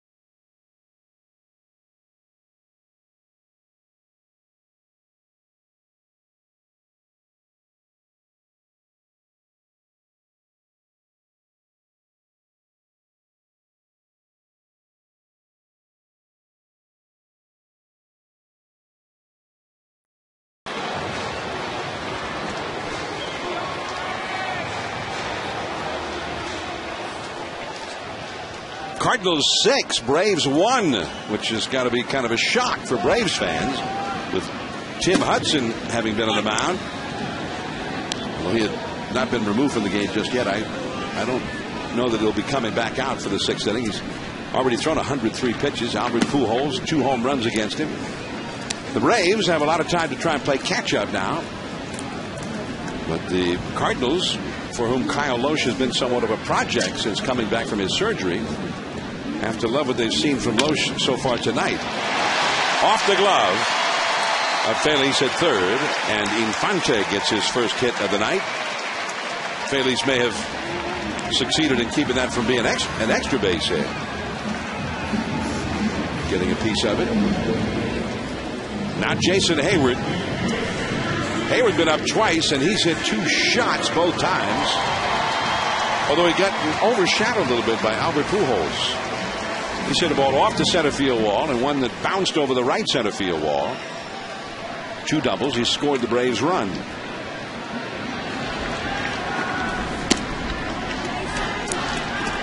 I mean, Albert won the distance on his 2 shots as far as the contest on distance, but I don't know about velocity leaving the bat. That Jason Hayward might have won the contest on who hit it the hardest, just didn't have the height.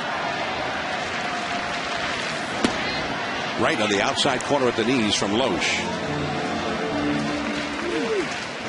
Albert Pujols, 10th year. Now 405 home runs. Jason Hayward just getting started. Just turned 21 a few weeks ago. 2-1 the count.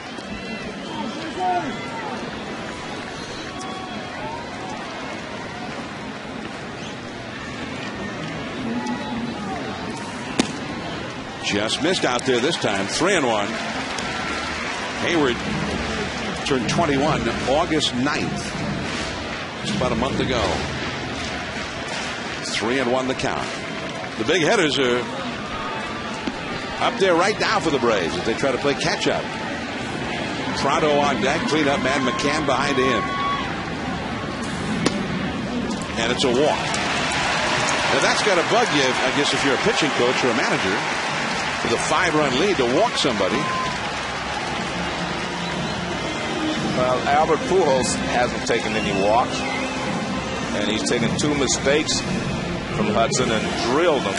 One to straightaway center field. That ball was on the inner half as well. This one is up and in. And I mean, that ball is just crushed. Deep into the left field stands. This tells you he can handle any pitch, fastball in, fastball away, it doesn't matter. Sunday night baseball, pennant race baseball, and watching one of the greatest hitters in the game. I think one of the greatest hitters ever.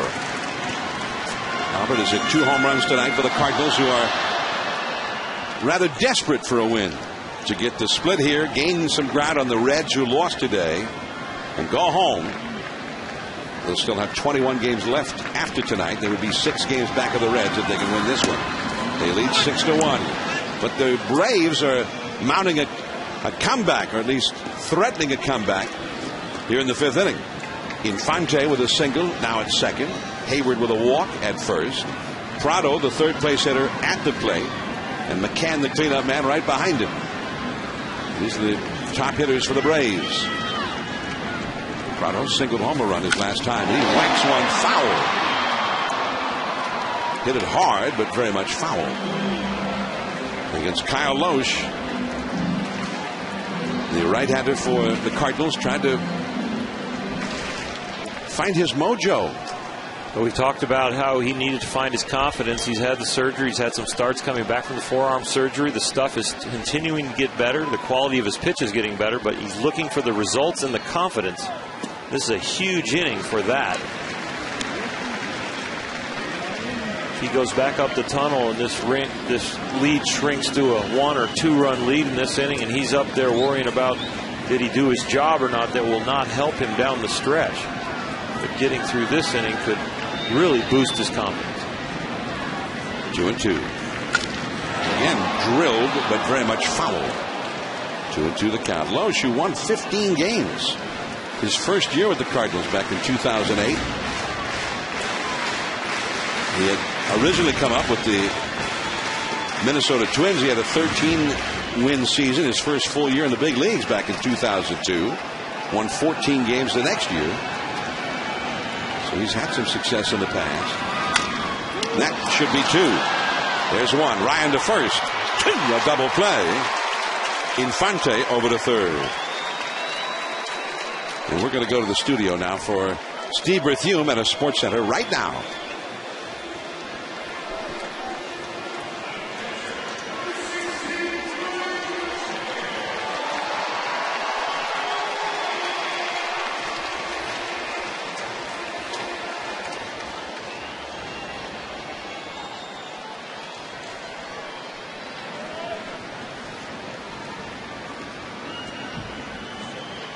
The Wednesday game will be on ESPN.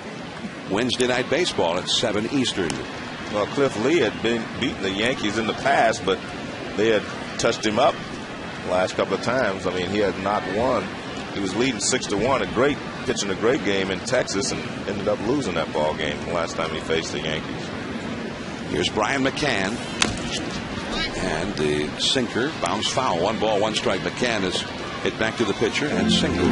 Our Lee Jeans hunt for October takes a look at the American League East standings with the Yankees and Rays. The Red Sox 7.5 out in the wild card. So they are just about finished in that regard. Wait till next year in New England. Throw to third by Yadier Molina. Back to the bag is Infante. And Yadier is a weapon behind the plate. Don't take liberties if you're a base runner. Always be alert. I can't imagine. I was looking at the Yankees record and the Rays. The Yankees are 31 games over 500. The Rays are 30 games over 500. McCann into right field. The high soaring fly ball caught by John Jay. 1 hit, 1 left. Jay coming up, then Albert Pujols again. 6-1 Cardinals.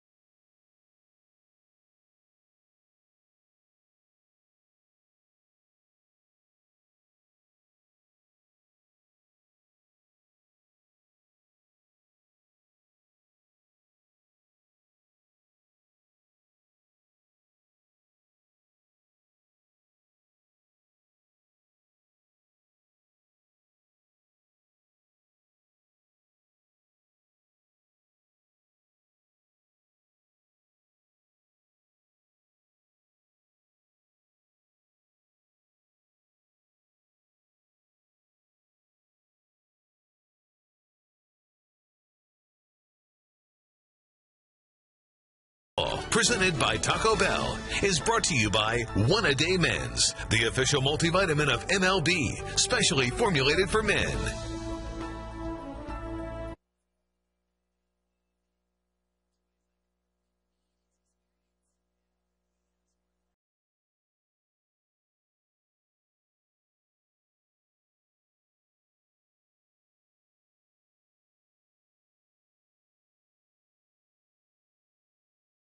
By Taco Bell is brought to you by One A Day Men's, the official multivitamin of MLB, specially formulated for men.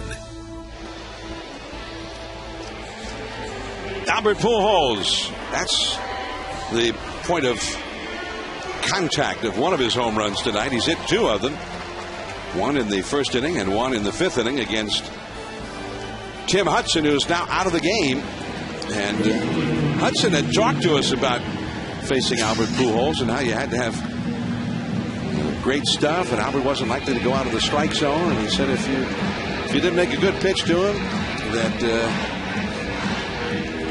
what was it? You'd have to back up third, or maybe get a new ball.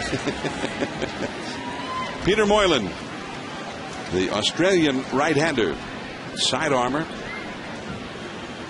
worked in 87 games last year out of the Atlanta bullpen, and is in his 74th game already this year. And it's strike one to John Jay with Albert Pujols on deck. Albert with 2 homers in a game. That's 5 times this year he's had 2 or more, and 38 times in his career. What was that number you had on him, Oral, about it tied him with Stan Musial for the all-time multi-home run record for the St. Louis Cardinals. 38. Stan Musial, one of your fellow Hall of Famers, Joe. Yeah. And the Wabash Cannonball. He's always playing that on his harmonica. 1-2 to John Jay, facing Peter Moylan here in the 6th inning. Stan the man.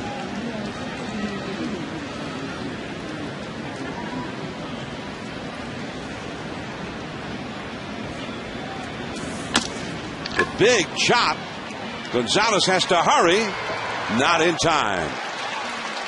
Jay pounded that one down off the hard Georgia clay, and or maybe even off a home plate. It took such a high hop. So here comes Albert Pujols. John, when you talk to Albert, he always talks about using his hands and trusting his hands, which means he doesn't have to do much with his body. That's why you see sometimes he'll just put his foot up and step right back almost in the same spot. But he always talks about trusting his hands. And he says when he does that, he doesn't have any problems hitting.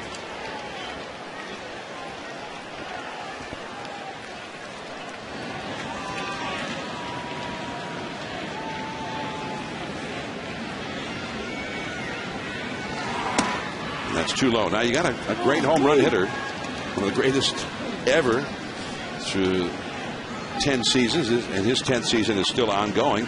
But facing a guy against whom it is extremely difficult to hit a home run if he keeps it down.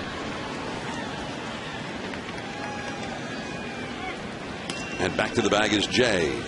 And it's interesting, you can see McCann, he gave the target a little bit between the knees and the belt buckle. He knows that if he throws it, starts it there, it's going to sink. And that's what he wants to do, is make sure he keeps the ball down.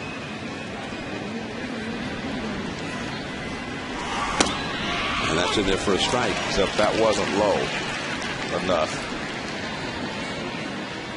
I mean, this is a little above the knees. You want it to sink down, but see, that ball there is not a great pitch. But they're lucky Albert was taking that one. 1-1 the count to Albert Pujols. Pujols had never had a 3 home run game until this year.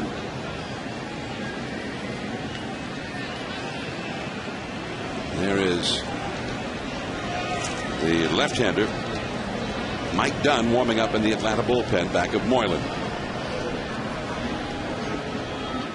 Albert with 2 already in this game. Did 3 against the Cubs back on May 30th. Count goes to 2-1.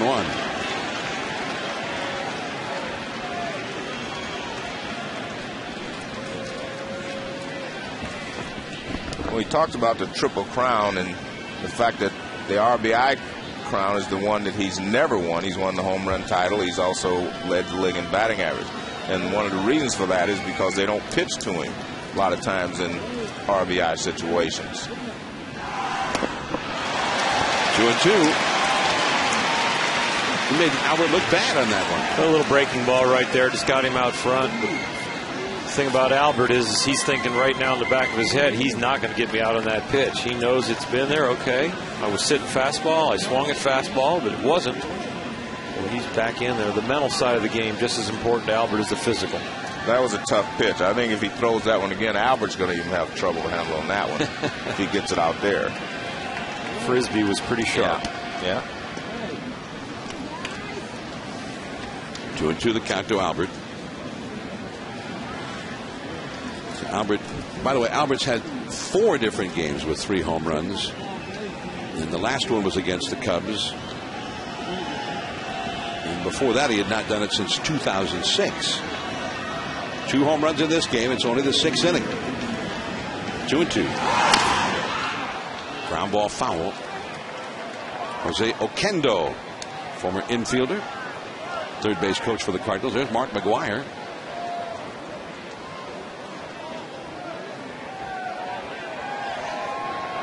He's the hitting instructor for the Cardinals, and Tony La Russa said this week that although he doesn't know if he'll be back as manager for the Cardinals or not next year, but if he is, he feels that Mark McGwire would be the hitting coach. Strike 3. Well, that's very smart pitching there by Moylan. We had him looking for that breaking ball because he fooled him so badly and he never threw it to him again. It's one of those guessing games where it's I know that he knows that I know, and we made him look bad on one pitch, the frisbee that broke so sharp earlier in the count. You see the whole sequence that Albert is watching. He's watching, okay, 3 pitches, hasn't swung the bat. Finally swings the bat, it's a breaking ball after all those fastballs. Now he gets another fastball. Now you're thinking maybe it's going to be the breaking ball again, but no, he stays with the fastball.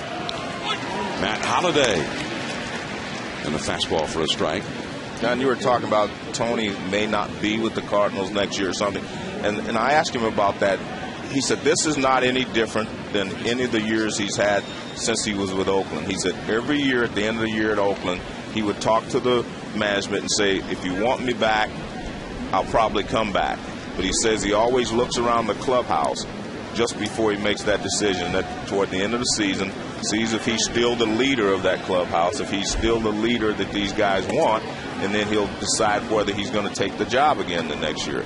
And he says he's been doing it every year since he was in Oakland, and they realize that in St. Louis. And it's not that he's working on 1-year contracts now. He said even when he had a 2-year contract, he did it the same way, and he would walk away from the contract if the team didn't want him there or the players didn't want him. And he said he's in that same situation now, so this is not any different than it was last year. And so he's going to look at the players right at the end of the season, see if he's still the leader, and then he'll talk to the management and see if they still want him back, and then he'll make the decision at that time. He also said, hey, if things don't go well down the stretch, they may not want me back. Right. I might not be offered a job. 1-1 the count to Matt Holliday with 1 out, runner at first. Well, Moylan with a changeup too low. Well, the one thing to remember is there are a lot of jobs going to be open this year. Sure. I mean, then that's not to say that Tony's going to want one of those jobs. Bobby's leaving. There are a lot of people, Lou is already retired. A lot of guys are leaving. Cito Gaston, who has more world championships than even Bobby Cox has. But there are a lot of guys that are going to be leaving, and a lot of openings. So if he wants a job, I'm sure he could get it. But he said to me he's just not sure that he'd want to go someplace else and start all over. So he's going to make that decision at the end of the year, like he always does. 2-2 the count to Holliday, who has not been retired tonight. 2 singles and a walk. And the fastball inside. Full count now with the left-handed batting, Colby Rasmus on deck. 1 out, John Jay's at first, so is he running? 3-2 count, 1 out? Up by 5, yes.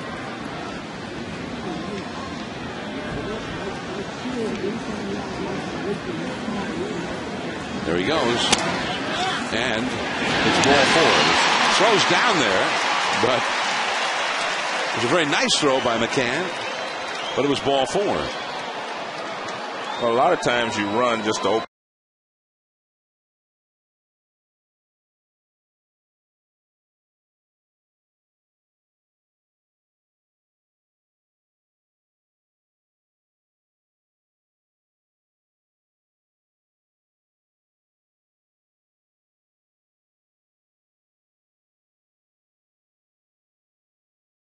On 6-1 Cardinals. 2 men on. We'll be right back.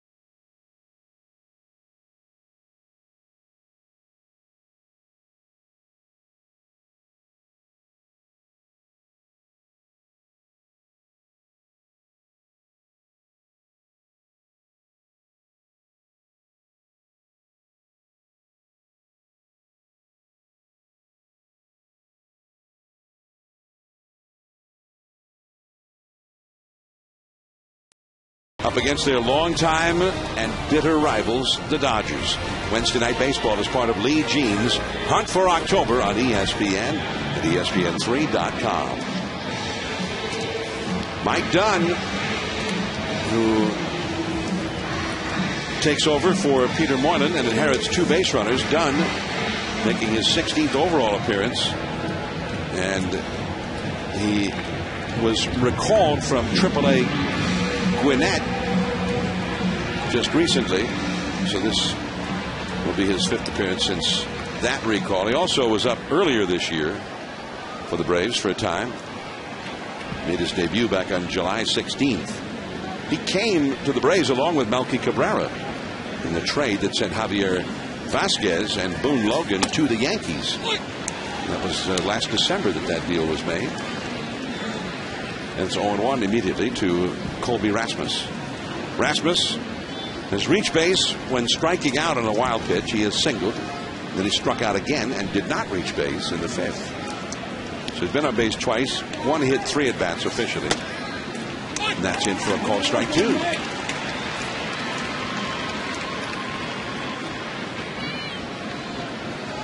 Six to 1, the Cardinals lead the Braves, and they're threatening to get more here. Only 1 out.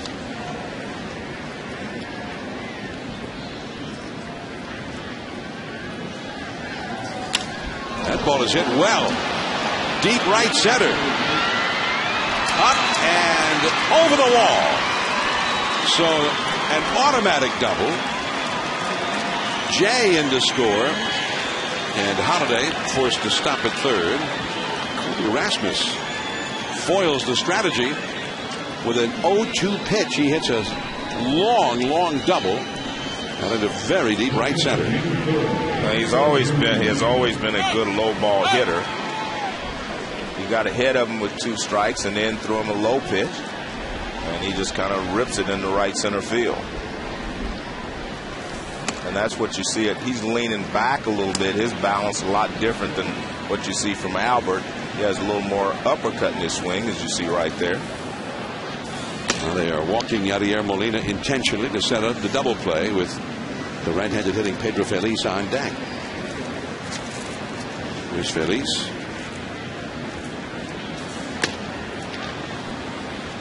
7-1 Cardinals over the Braves here in the 6th inning.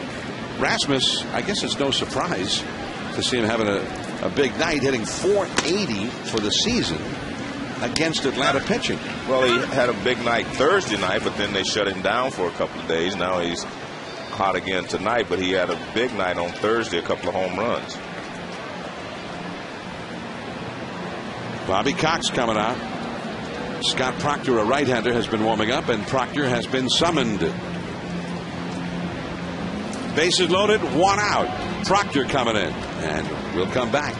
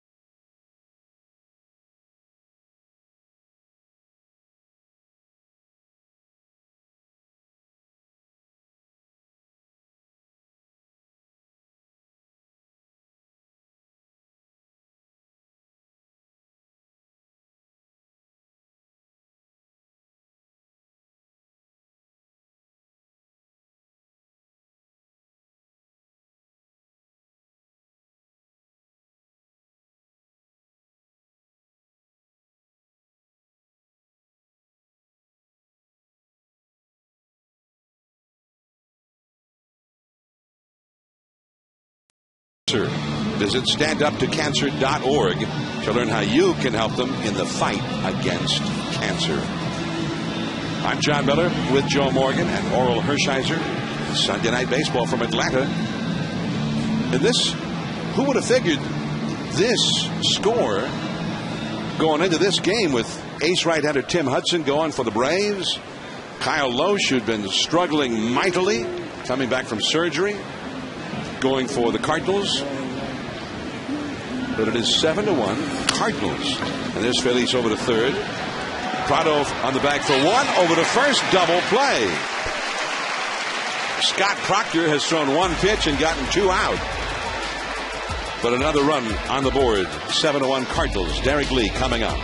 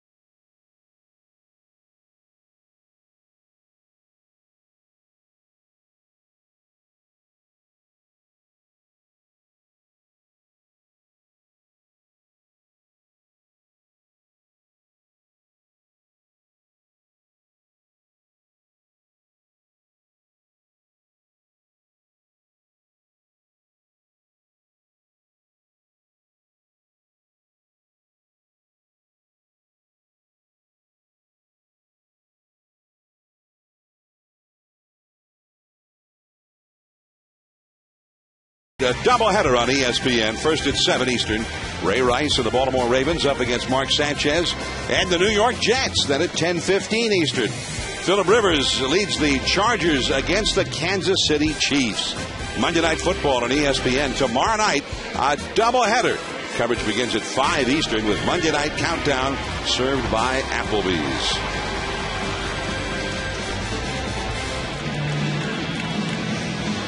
Now the Braves in the last of the 6th inning. And Kyle Lohse, the Cardinals just had to be thrilled with the results that Kyle Lohse has been getting in this game. Derek Lee is 0 for 2, has grounded a third and struck out against him. Oral, what's your assessment of what you've seen so far from Kyle Lohse? Well, he's made some good pitches throughout the game. He's been helped by his defense, especially in center field. And then the key has been he's scattered the hits. He really has not melted down. When innings could have spiraled away from him, he's been able to make some quality pitches and get some outs. It's an outing that really could have been a rough one for him, but so far it's a quality start. Yeah, in the 5th inning, as a for instance of what you're talking about, Infante hit a single, Hayward walked, and there was Prado, McCann, Lee coming up, and they had a chance to get right back into the game. Double play ball and moves through the inning. But yeah, if he continues to spiral out of control, the confidence is something he's really struggled with. The Braves did not capitalize, but he made some good pitches. Derek Lee at the plate. You saw Nate McLouth on deck. Alex Gonzalez due up third in the inning.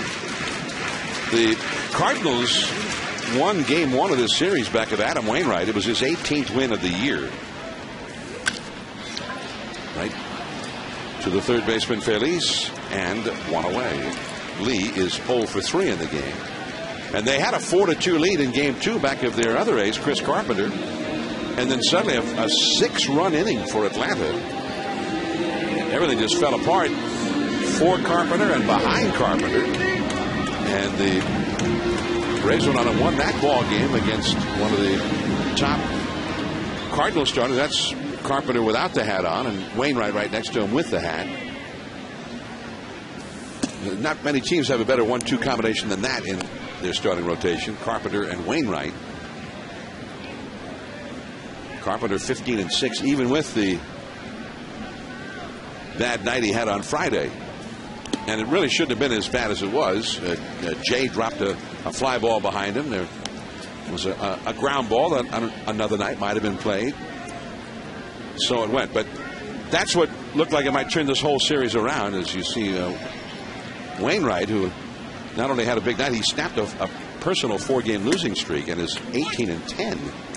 Even with a, what is this, 2.38 ERA, and he had a 4-game losing streak. And you can tell then the type of offensive support he's received. And last year, runner-up in the Cy Young to Tim Lincecum.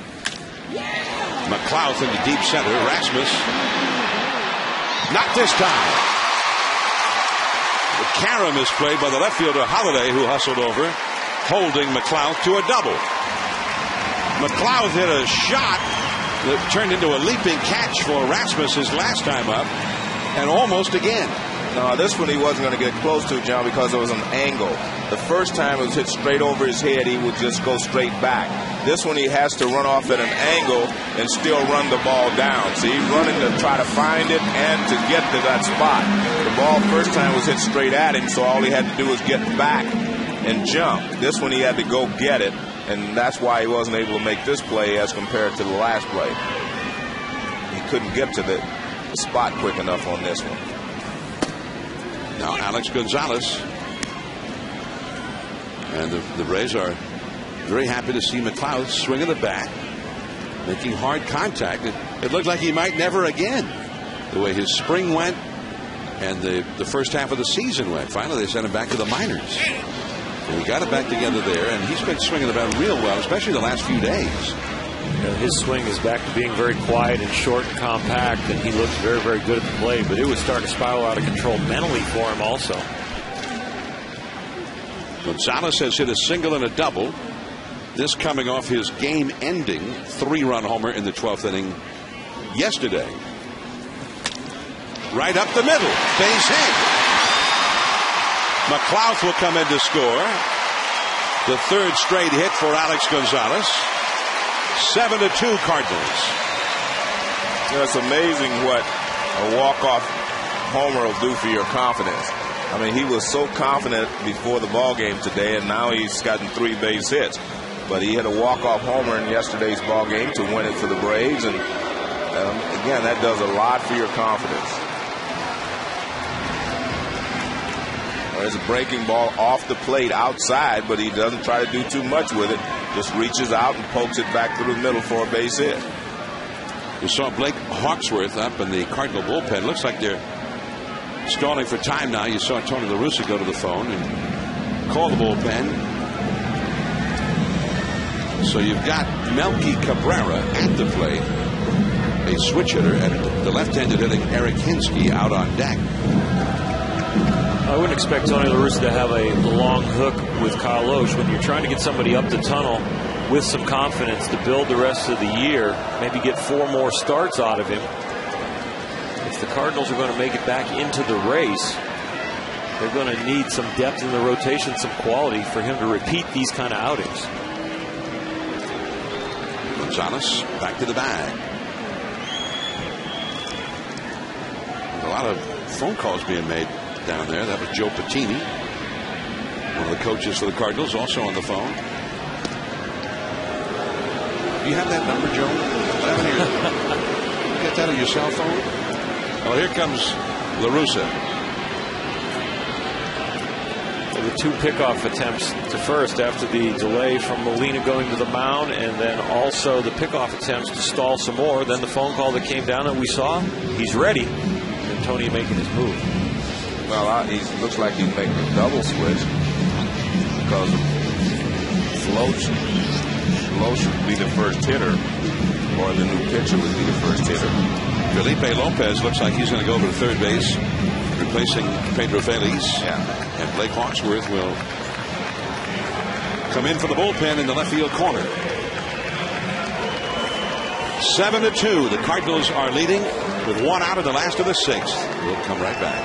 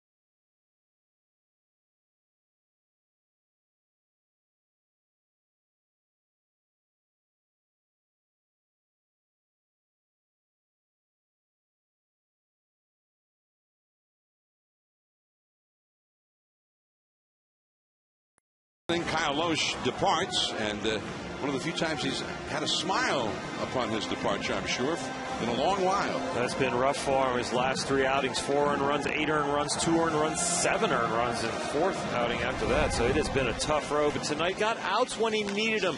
The changeup right there to McCann got him an out. An inside 2-seamer there. Then he has a slider that got him an out tonight, and a 4-seamer up. So he used the whole smorgasbord of pitches, and the slider right there that got him a double play ball that got him out of that 5th inning jam at first and second, no out. Made pitches, got outs when he had, and scattered the 9 hits around. Well, the Cardinals had 1 inning with 3 hits, and they all came with 2 down. That's what he did. He scattered them. Blake Hawksworth, 83 2/3 innings pitched for the year. Also in with Hawksworth, Felipe Lopez to take over at third base for Pedro Feliz. So Hawksworth would slide into the number 7 spot in the order, and Lopez in the 9th spot. He'd be due up second in the 7th inning. And it's a ball on a strike to Melky Cabrera, who has grounded out to second, flied out to shallow right. Hawksworth has been used as both a starter and a reliever. He's made 8 starts this year. This is his 33rd appearance in relief. That's a strike. 1-2 the count. Yesterday with the 12-inning game, the Cardinal bullpen got a lot of work. Reyes, Mott, Franklin, McClellan, and Boggs all worked out of the bullpen yesterday for the Cardinals. 1-2 the count. And that fastball got it. 94 miles an hour, and he was just trying to fight that ball off and couldn't do it. Yeah, that was an outstanding pitch and a tough swing there by Melky. Eric O'Flaherty warming up now in the Atlanta bullpen. One of 4 left-handers at Bobby Cox's disposal in the bullpen. Here's Eric Hinsky, the veteran left-handed hitter, as a pinch hitter for Scott Proctor. Colby Rasmus, he won't have to lead for this one. And Hinsky is gone just like that. Just the 1 run onto the 7th inning. It is 7-2.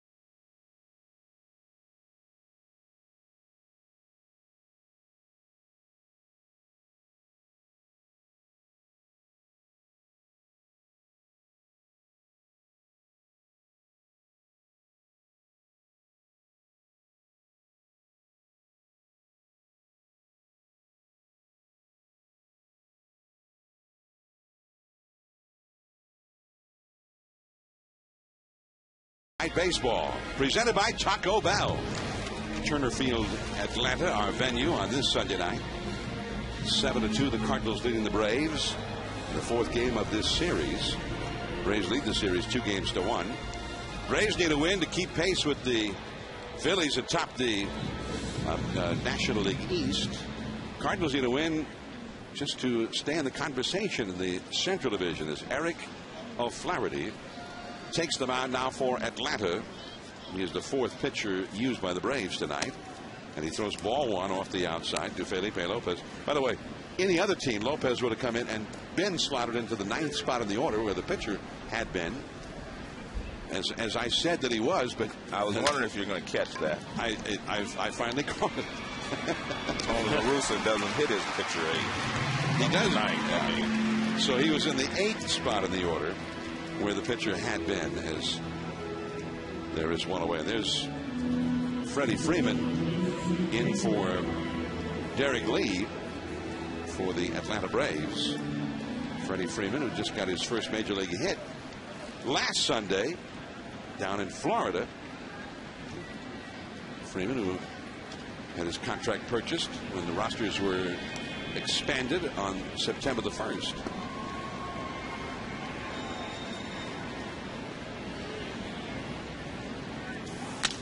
That's a base hit to right field for Brendan Ryan. So Ryan has his second hit. He had a 2-run triple in the 5th inning against Tim Hudson. So 1 out, 1 on, and we go to the top of the order for Skip Schumacher. By the way, happy birthday to Freddie Freeman. 21 years old.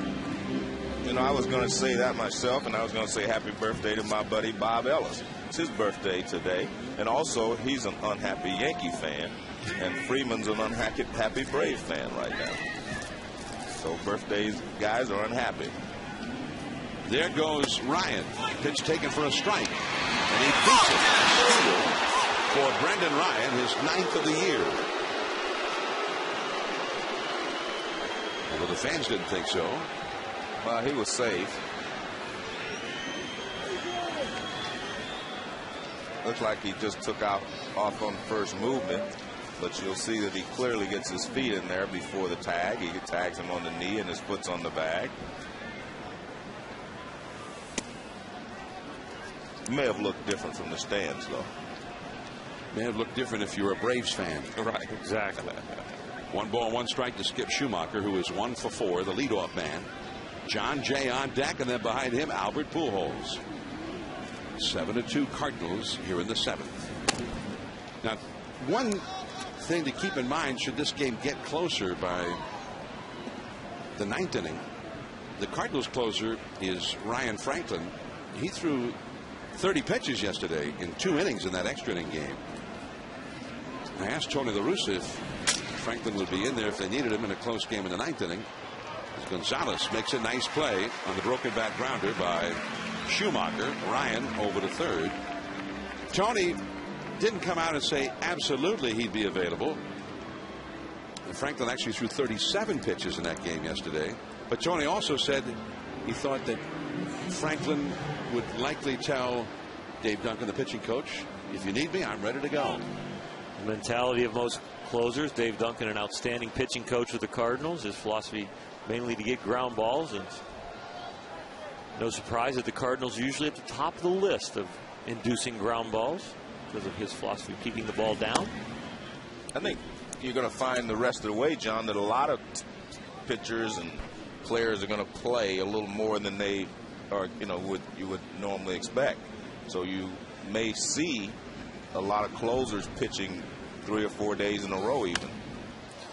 It's amazing how good you feel when the value of the game is high. Yeah, you're trying to win a pennant or, win a division or get to a wild card. You're going to use everything. As they say, you can rest all winter if you do not make it. Well, the Cardinals, they need this win right now tonight.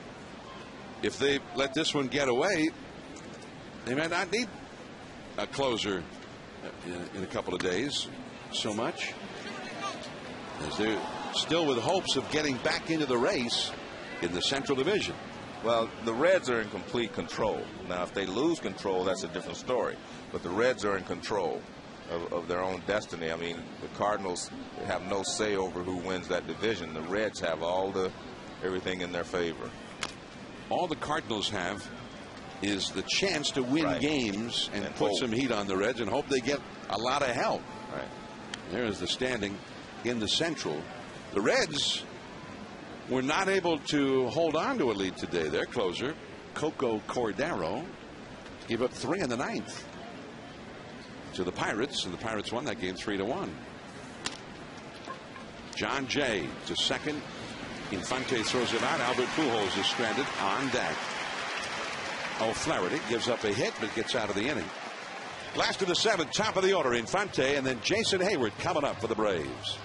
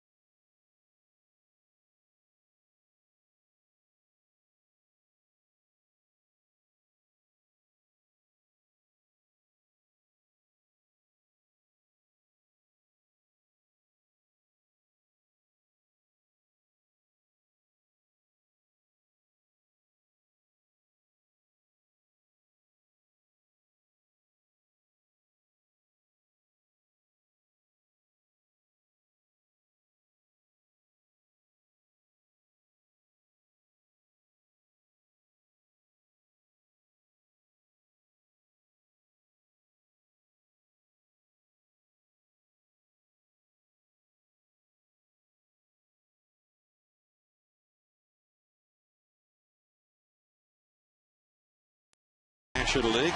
Phillies at the moment by a half game over the Braves, but the Braves are trailing 7-2 here, so it could be one full game by the end of the night. In the West, meanwhile, it is becoming a free-for-all. Padres have lost 13 of their last 17 games in a virtual tie for first with the Giants, and just a game and a half ahead of Colorado. The Dodgers are no longer in the picture. The Atlanta Braves are trying to get back into this game. Blake Hawksworth out of the bullpen for the Cardinals in relief of Kyle Lohse, who ended up allowing 2 runs in 5 1/3. So now Hawksworth to face the top of the order, Omar Infante, who is hitting .341. It's interesting, he does not have enough plate appearances to qualify to be listed among the league leaders. He would be leading the league in batting average, in hitting, if he had enough plate appearances. But he could have enough plate appearances if he plays every day from now till the end of the season. And the fact that Chipper got hurt allowed him to play every single day. He was the super utility man. He was playing a lot. He started all over the field. He plays the outfield. He can play the infield. And he was doing that. One day he's in left field. One day he's at second base. One day he's in right field. Then he's at third base. But he was playing second base on a regular basis with Prado moved over to third in the absence of Chipper Jones. Infante 1 for 4 tonight. He'd been so valuable, he made the All-Star team, which I believe was the first. For a utility man to make an All-Star team, I think it probably was. Short, compact swing that has served him well, and you see all the positions he's played, the most at second base. But he can play everywhere. A great athlete, nice solid arm. I saw him make an error in the first inning that ended up letting Albert Pujols come up to the plate, but he has been very consistent throughout the year. Here's Jason Hayward. We had that highlight of the Giants game and Tim Lincecum's win and his double. Buster Posey, one of the leading Rookie of the Year candidates, got the Giants ahead in that game with a 2-run first inning homer against Matt Latos. So maybe I should hold my vote, is what you're saying. Actually, I think that it's still a little. We still have 20 games to go. The Braves have 18 left after tonight. All right. The Reds have 19. I think the Cardinals will have 21. So there's still a few games left. Giants have 18 left. That's a swinging strike 3. Hayward retired for the first time in this game. John, we were talking about the Reds. Well, you know, they brought in the Cuban Missile, Aroldis Chapman. I mean, he throws 104. That's a base hit he gave up yesterday, but 99 miles an hour. That's why. He throws 103, 102, and he has a great, great slider. I mean, no one handles that slider. I've said that I've watched him pitch, and his slider reminds me of Randy Johnson's slider. You can't hit it. Just disappears. Yeah, and he's great. And he was clocked at 103.9 in one of the ball games. And I actually saw that pitch. Well, I thought I saw it anyway. I wasn't sure. I mean, he was throwing hard. Well, you must have had that ultra slow-mo. Exactly. I mean, he's throwing hard. He's a guy that can be very valuable to the Reds down the stretch. I thought you projected him very well in our meeting today, talking about what happened down there in Tampa Bay. Yeah, Tampa Bay with Price, David Price. He came, you know, he called him up. The Tampa Bay Rays did, and he helped them get to the World Series, and that's what the Reds are hoping that Chapman can do. 2008, and Price ended up saving a key game that won the pennant for them against the Red Sox, Game 7 in the League Championship Series. Albert Pujols retires Martin Prado. And Albert will be coming up into the 8th inning. Cardinals lead 7-2.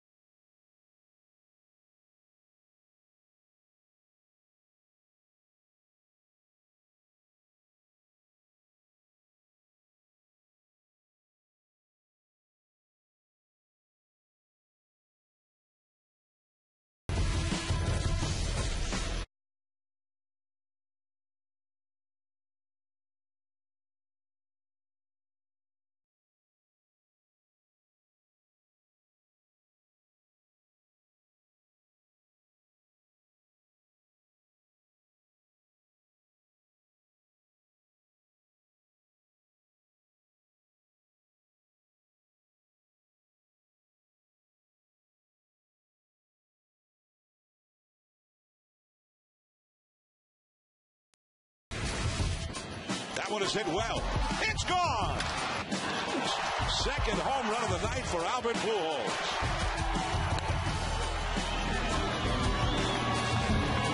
And here is the man himself, Albert, with 2 home runs in the game. Once in the first inning over the center field wall, and in the 5th inning over the left field wall.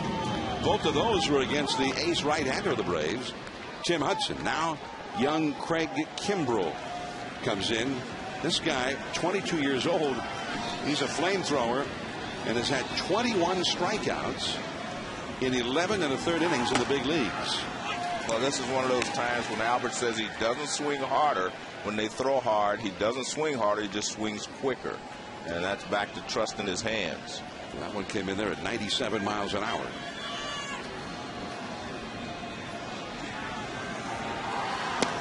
And the slider. 0-2. Albert didn't like that call. Kimbrell just brought back to the big leagues 5 days ago. Struck out 2 of the 3 batters he faced in the 12-inning game here yesterday. Ball, strike 3 called at 99, and Albert has a few words with Bill Welke. Well, that was some gas over the outside edge. Let's go back and take a look at Albert's second home run. And this is our axis shot right here. Watch how we'll turn it around. And that, you can see his barrel of the bat out front. And that's what you try to do on a hard thrower. He was trying to do that with Kimbrell, but he never got a pitch that he could handle. And let's take a look in ultra slow motion and watch the barrel. Look at the contact. Look where it hits. Almost perfect spot on the bat. Wasn't up near the label. It wasn't near the end. It was perfectly placed. And it was a rocket out of here. Matt Holliday, the hitter now. I mean, we're watching Kimbrell throw 97, 98, whatever, and just realize that's not as fast as Chapman was throwing. I mean, can you imagine having to be able to speed it up enough to catch a 103-mile-an-hour fastball? Prado throws out Holliday. The first time Holliday has been retired in this game after 2 hits and 2 walks. You know, Tim Hudson came in the game talking about how to get Albert Pujols out. Great hitter. You try to get him out of the strike zone. Well, a couple of mistakes in the strike zone. One in the middle of the plate that didn't really sink, and then another fastball he was trying to get in. He left it on the plate, but it didn't sink again. If he was trying to go up and in, he made a really good pitch. It was against a Hall of Fame hitter who put a Hall of Fame swing on it. Yeah, I thought he almost hit the target. I think so.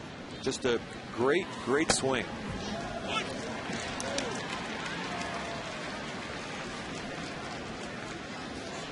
On 1 now to Colby Rasmus. Well, Tim Hudson told us earlier this weekend about how you have to hit your spots against Albert, and what happens if you don't. Well, and you know what? Guys like him, you have to get him out with your stuff in the zone. You're not going to make him chase a lot of stuff out of the zone. So, you know, if you leave one pitch out over the plate that don't have exactly your good stuff on it, that particular pitch, and it gets too much of the plate, you're going to be backing up third or getting a new ball.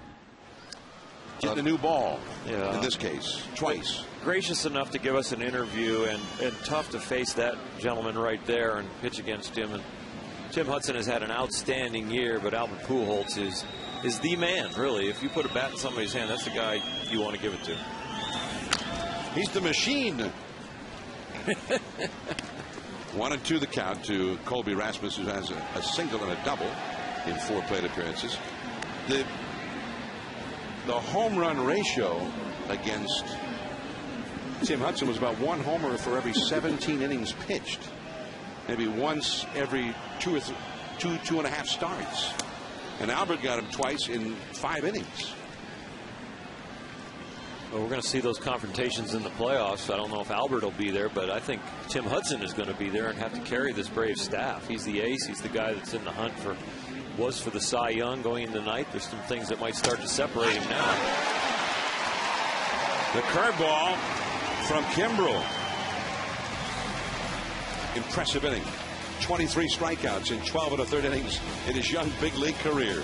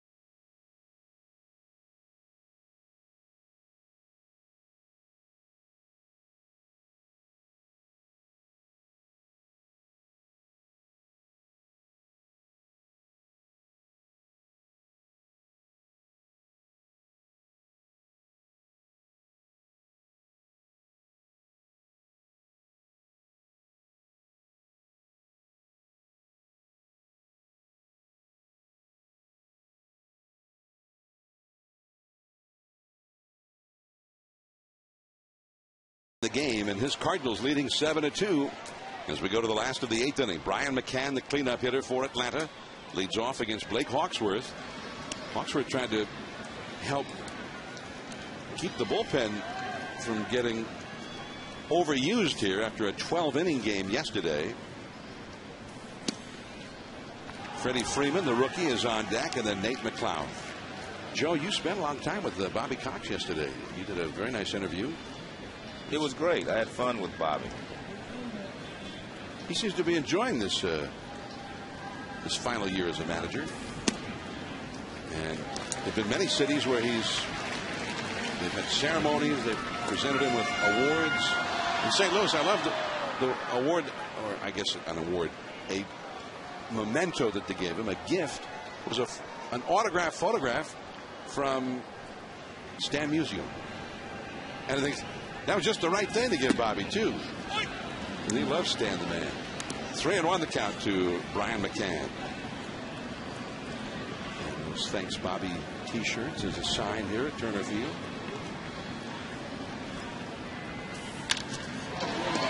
Albert. Hawksworth covering. And there is one away. Well, let's go back, Joe, to your interview yesterday with Bobby. And as Bobby Cox has his one final season as a big league manager.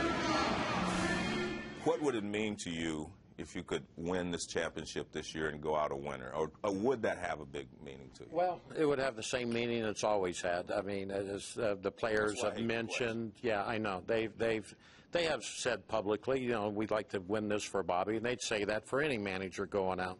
So it would be the same as always. It'd be the greatest feeling in the world. We're in that feeling right now going down the stretch. And, you know, being in a pennant race is the best thing a player could ever have. And winning a world championship certainly would be the best thing for this organization, and what a way to go out. And I've got my fingers crossed that's going to happen. Well, they are certainly right in the running. The Atlanta Braves.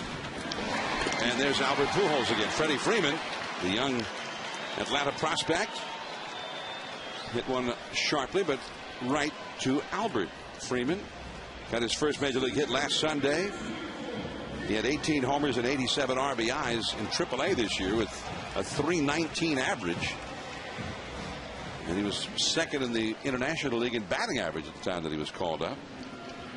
That's really telling in that interview with Joe. Bobby Cox's character. The question was about him, and he referred to the players would do that for any manager, want to win on the way out. The organization is where they want to be, and this is a great time for the players to be playing in a pennant race. He never said the word I. Nate McLeod, way back there, gone. And he said finally. He hit one caught with a leap in front of the center field wall. He hit a double to the center field wall. And now he clears the wall. McLeod has got a real good swing going right now, for sure. I mean, it's amazing to see the transformation he has made from spring training to now. He could not pull the ball. He wasn't getting around on the ball. That's why he was having problems in spring training, not hitting. And now you see this ball's middle of the plate, maybe a little away, and he pulls it. And he pulled the ball the other night when he hit the home run. And let's take a look in Ultra Mo. You can see his hands. The bottom hand guides the bat. Top hand underneath it. Alex Gonzalez, yesterday's hero, retired for the first time tonight, but he really hit that ball hard. Now to the ninth inning, 7-3 Cardinals. Yadier Molina coming up.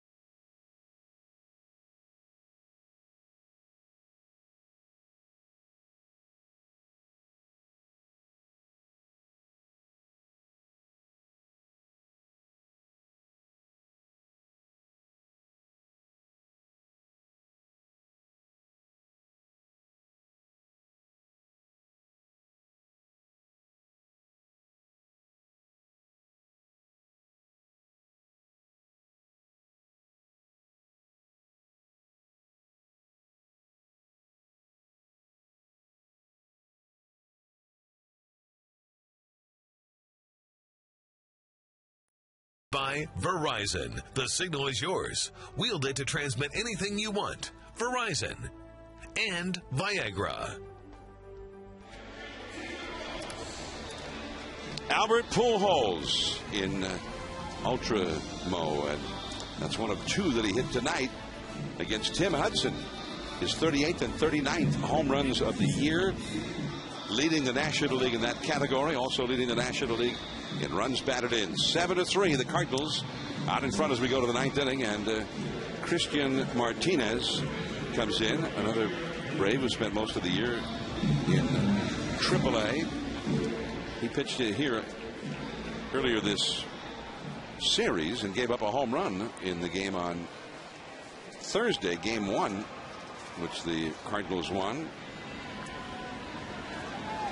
Colby Rasmus hit a home run against him. There's David Ross also in the game, the new catcher, as McCann will take the last inning off. Yadier Molina, 1 for 2, also hit by a pitch and been walked intentionally. He has a run batted in. 7-3, St. Louis. We've talked a lot about Bobby Cox, who's closing in on 2,500 wins, the 4th winningest manager of all time. And he and Tony La Russa, they've both been around for a long, long time.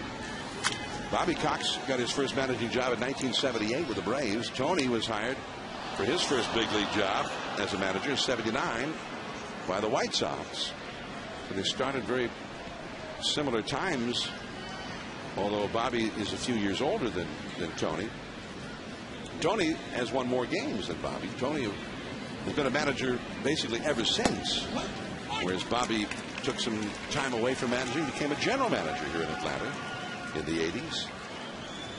But it's interesting to talk to each of them about the other, and there's a lot of respect, as you might imagine, each has for the other. They faced each other only twice in postseason play, and each was beaten by the other one time.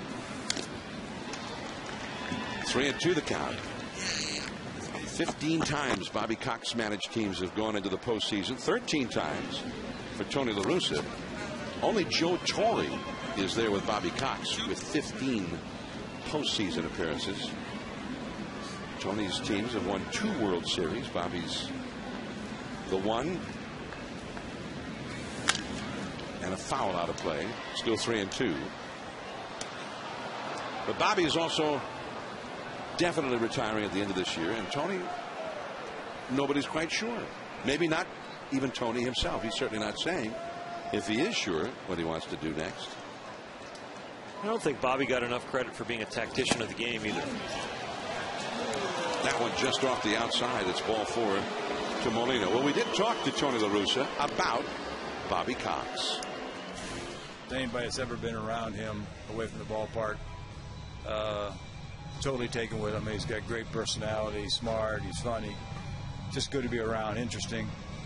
But what he does mostly is he's a manager of a baseball team, and I think anybody who's ever competed against him, player, coach, manager, you appreciate that he is a tough competitor, and his teams play you tough. He's relentless that way, no matter how much success, no matter what the record is. But he does it in exactly the right way. I mean, they play you hard. There's no cheap shots and dirty tricks. So you go against him, it's really fun because, you know, you're going against the best. So they've been having at it this weekend. 4-game series. And unless they somehow ended up playing each other in October, this could be the final meeting of the two as managers that we'll see.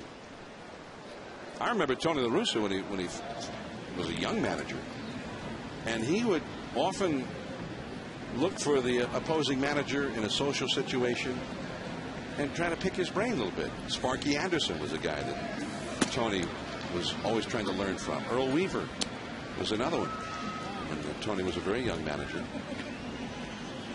Earl used to say about Tony, who has not only a law degree, but he's passed the bar. He is a lawyer. Earl used to say, oh, that's a double play. Randy Wynn, the pinch hitter for Hawksworth, hit a bullet, but right into the glove of Freeman for a double play. It's a birthday present for you. Line drive double play right down there. Find your glove. Come off the bag. There we go. Pretty conventional once you catch it. Everything's going to the bag. It's pretty simple. Freddie Freeman, the unassisted double play. And here is Freddie Lopez. But Earl once said about Tony La Russa's ball club, he says, we're going to Chicago and I'm going to play some lawyer ball. Earl Weaver in the Hall of Fame as a manager. So is Sparky Anderson. And I think there's a little bit of their theories and ideas that were, if not adopted by Tony La Russa, certainly things that he can definitely want to learn from. A ball and 2 strikes now to Felipe Lopez.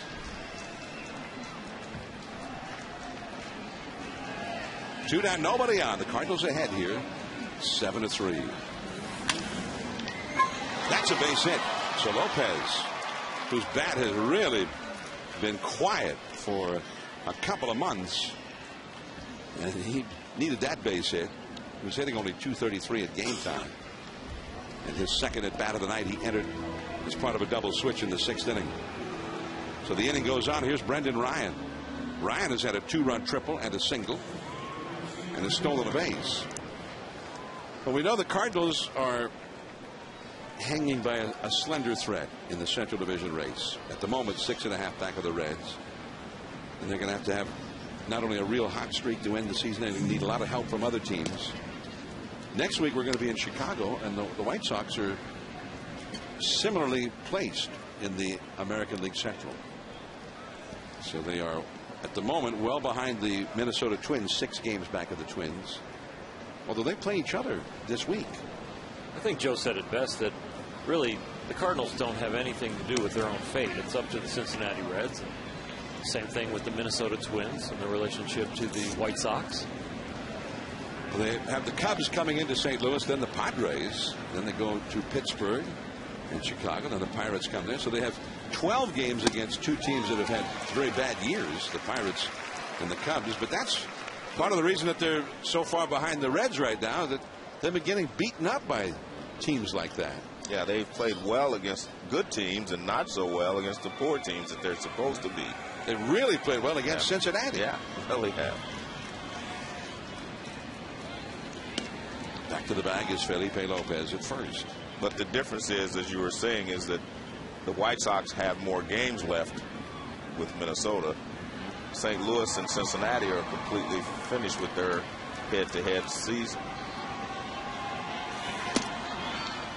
And they have to have 2 good things happen every night. They have to win, and then they have to have the Reds lose.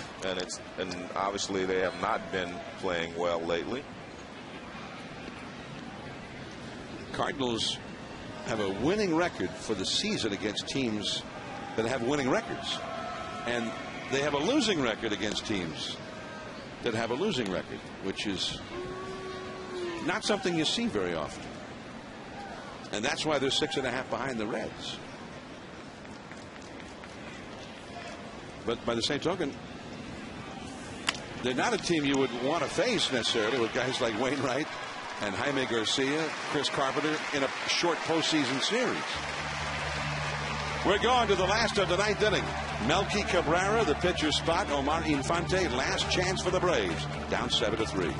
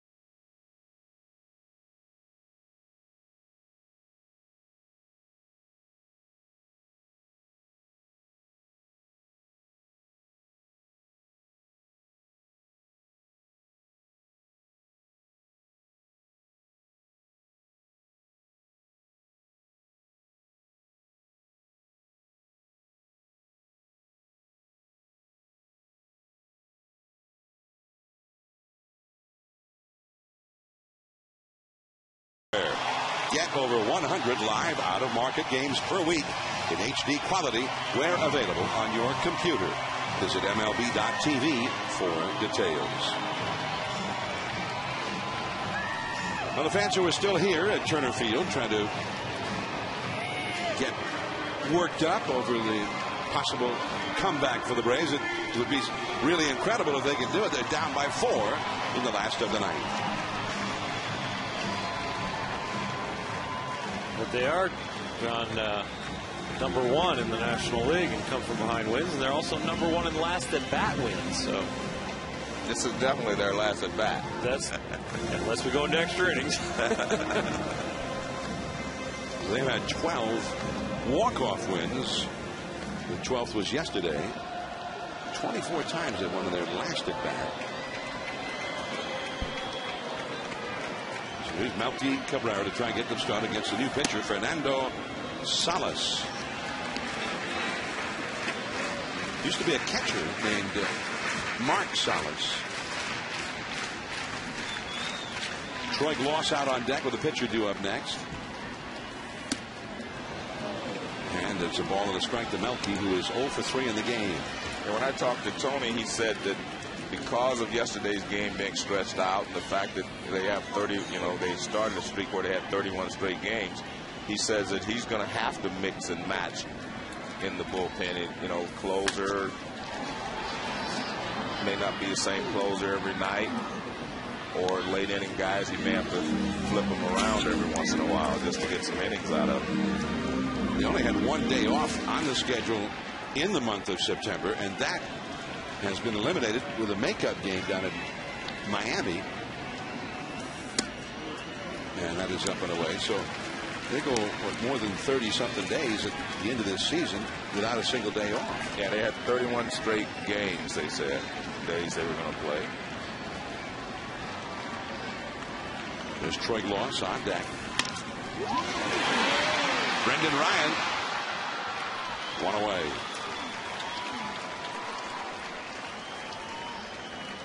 Kyle Lohse, the big story for the Cardinals, as he's been trying to come back after his arm surgery. His ERA had been 10.31 in his previous 4 starts. A little bit better the last time out. As to tell you how bad things were, he went 5 innings, gave up 4 runs, 7 hits the last start. He said, well, that's the best one he's had. We saw some good things there. So he built on that tonight. 5 1/3, 2 runs allowed. They got him a lot of runs early. And as you say, you mentioned a couple times, Joe, Tony La Russa saying that the confidence was not there for Lohse. So maybe something to be confident about tonight. Well, definitely he has to feel better about himself tonight than he did before. You always feel better when you know Albert Pujols is at first base and he's going to be hitting third on your ball club. Yeah. It's nice if he hits 2 home runs for you. Yeah, you know what's great about Albert, though, John, is he is a smart guy and he's also a humble person. When you talk to him, he's one of those humble guys that just goes out and gets the job done. Doesn't talk about himself much, doesn't say a lot about himself. But when you talk to him, you find out how smart he really is about the game of baseball and how humble he is. And how well he carries himself as a leader, not only of the Cardinals, but of all of baseball, because of the way, he battled with the elbow injury, the ankle twisting, and he really never complained. No excuses. I'm supposed to go out there and compete. If I say I'm on the field, I'm ready to go.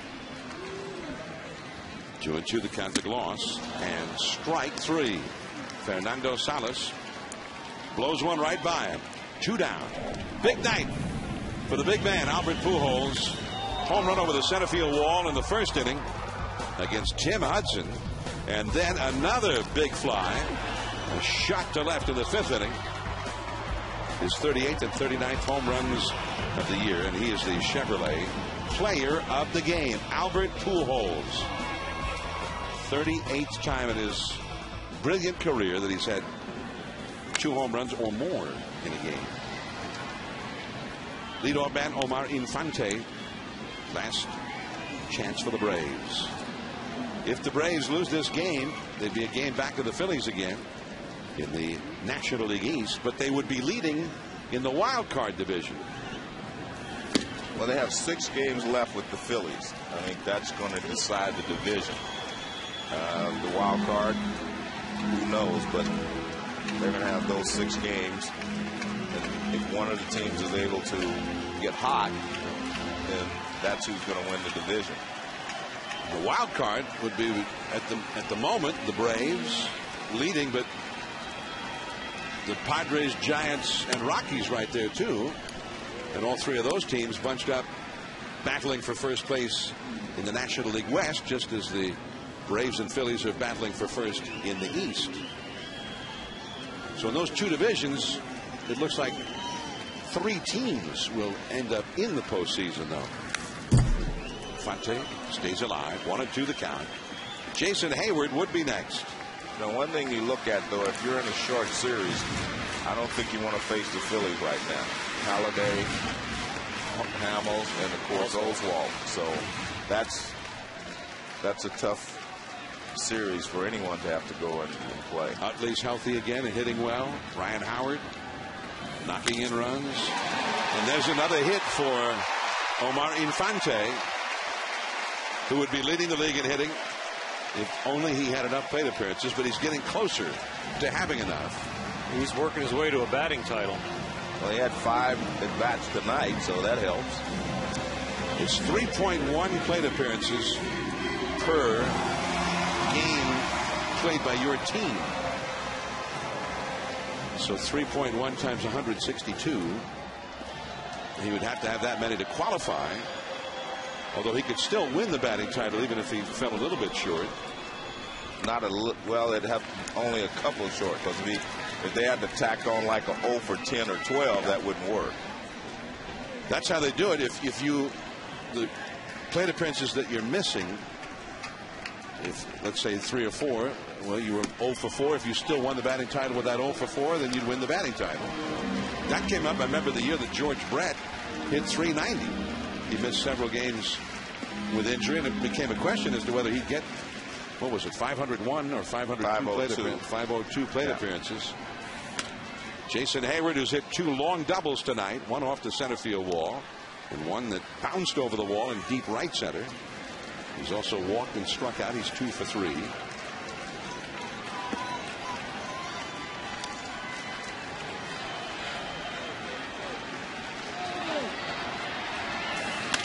And that will go out of play. Jason Hayward also in a tight race for Rookie of the Year. One of the great things for him, his on-base percentage is now close to 400. Exactly. I think that's what, in my opinion, separates him. A lot of, you talk about Posey, he's had a good year, but I also look at it this way. While Posey was in the minor leagues, Hayward was winning games for the Braves this year, especially at the beginning of the season. Hayward's on-base percentage is 30 points higher than Posey's. 2-2. Facing Fernando Salas here. But he's on a short list of players for statistical purposes, although he's now turned 21. This season considered his 20-year-old season. And only 5 players aged 20 or in that 20-year-old season have ever had a 400 on-base percentage. And all of them are either in the Hall of Fame or Alex Rodriguez.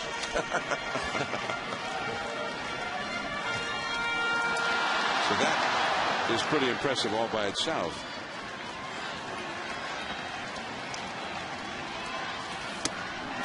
And it's 3-2 now to Hayward.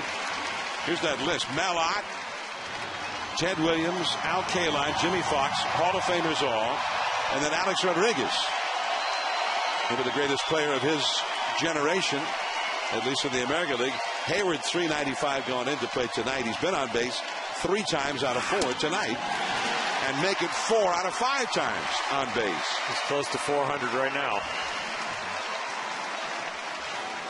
2 doubles and 2 walks for Jason Hayward. Now Martin Prado. La Russa on the phone to the bullpen as Dave Duncan, the pitching coach, will go to the mound. And remember, St. Louis blew a lead. Gave up 8 runs in the 9th inning. Wants to lose a ball game. There's Dennis Reyes. Right now, the only left-hander the Cardinals have in their bullpen. Trevor Miller has a a forearm strain and has not been available for a few days. You would think Ryan Franklin is not available now with the tying run on deck and Reyes getting up the pen. Or they are choosing not to use him. He is available as far as his terms. 37 pitches yesterday in 2 innings in an extra inning game for Ryan Franklin. Well, here's Prado. If he reaches base, they would send the possible tying run to the plate. And there's ball 1. Brian McCann had been the catcher hitting in the cleanup spot, but there is Brooks Conrad out on deck now. And he's had a walk-off home run this year against the Reds when they came from behind. Left field, but it's hanging, and Holliday's got it. No Brooks Conrad tonight, and no late heroics for the Atlanta Braves. The Cardinals come back to salvage a split in this series, and they have pulled to within 6 games in the Central, although time is not on their side. Only 21 games left on their schedule, and they've got a huge deficit to make up against the Cincinnati Reds. Meanwhile, with the Braves falling a game behind Philly in the East, in the wild card, the Braves are the leaders. San Diego and the Giants a game behind them, and Colorado 2.5 behind. And of course the Padres and Giants are atop the Western Division in a virtual tie, with Colorado just a game and a half behind them out there. So it's getting kind of wild in terms of the wild card and the West and Eastern divisions. And the Central Division, the Reds, who blew a lead today, they were ahead into the 9th inning and lost the game to the Pirates. Now 6 games up on the Cardinals. The Reds with 18 to play, the Cardinals 21 games remaining. And we'll be in Chicago next week to see the Chicago White Sox, who are trying to resurrect their hopes in the American League Central. They'll be taking on Jim Leland's Detroit Tigers. Up next is Sports Center. Stay tuned for that. This has been a presentation of ESPN, the worldwide leader in sports. Quite a night for the great one, Albert Pujols. 2 homers against ace right-hander Tim Hudson. Now for Joe Morgan, Oral Hershiser, our entire ESPN crew, John Miller saying good night from Atlanta.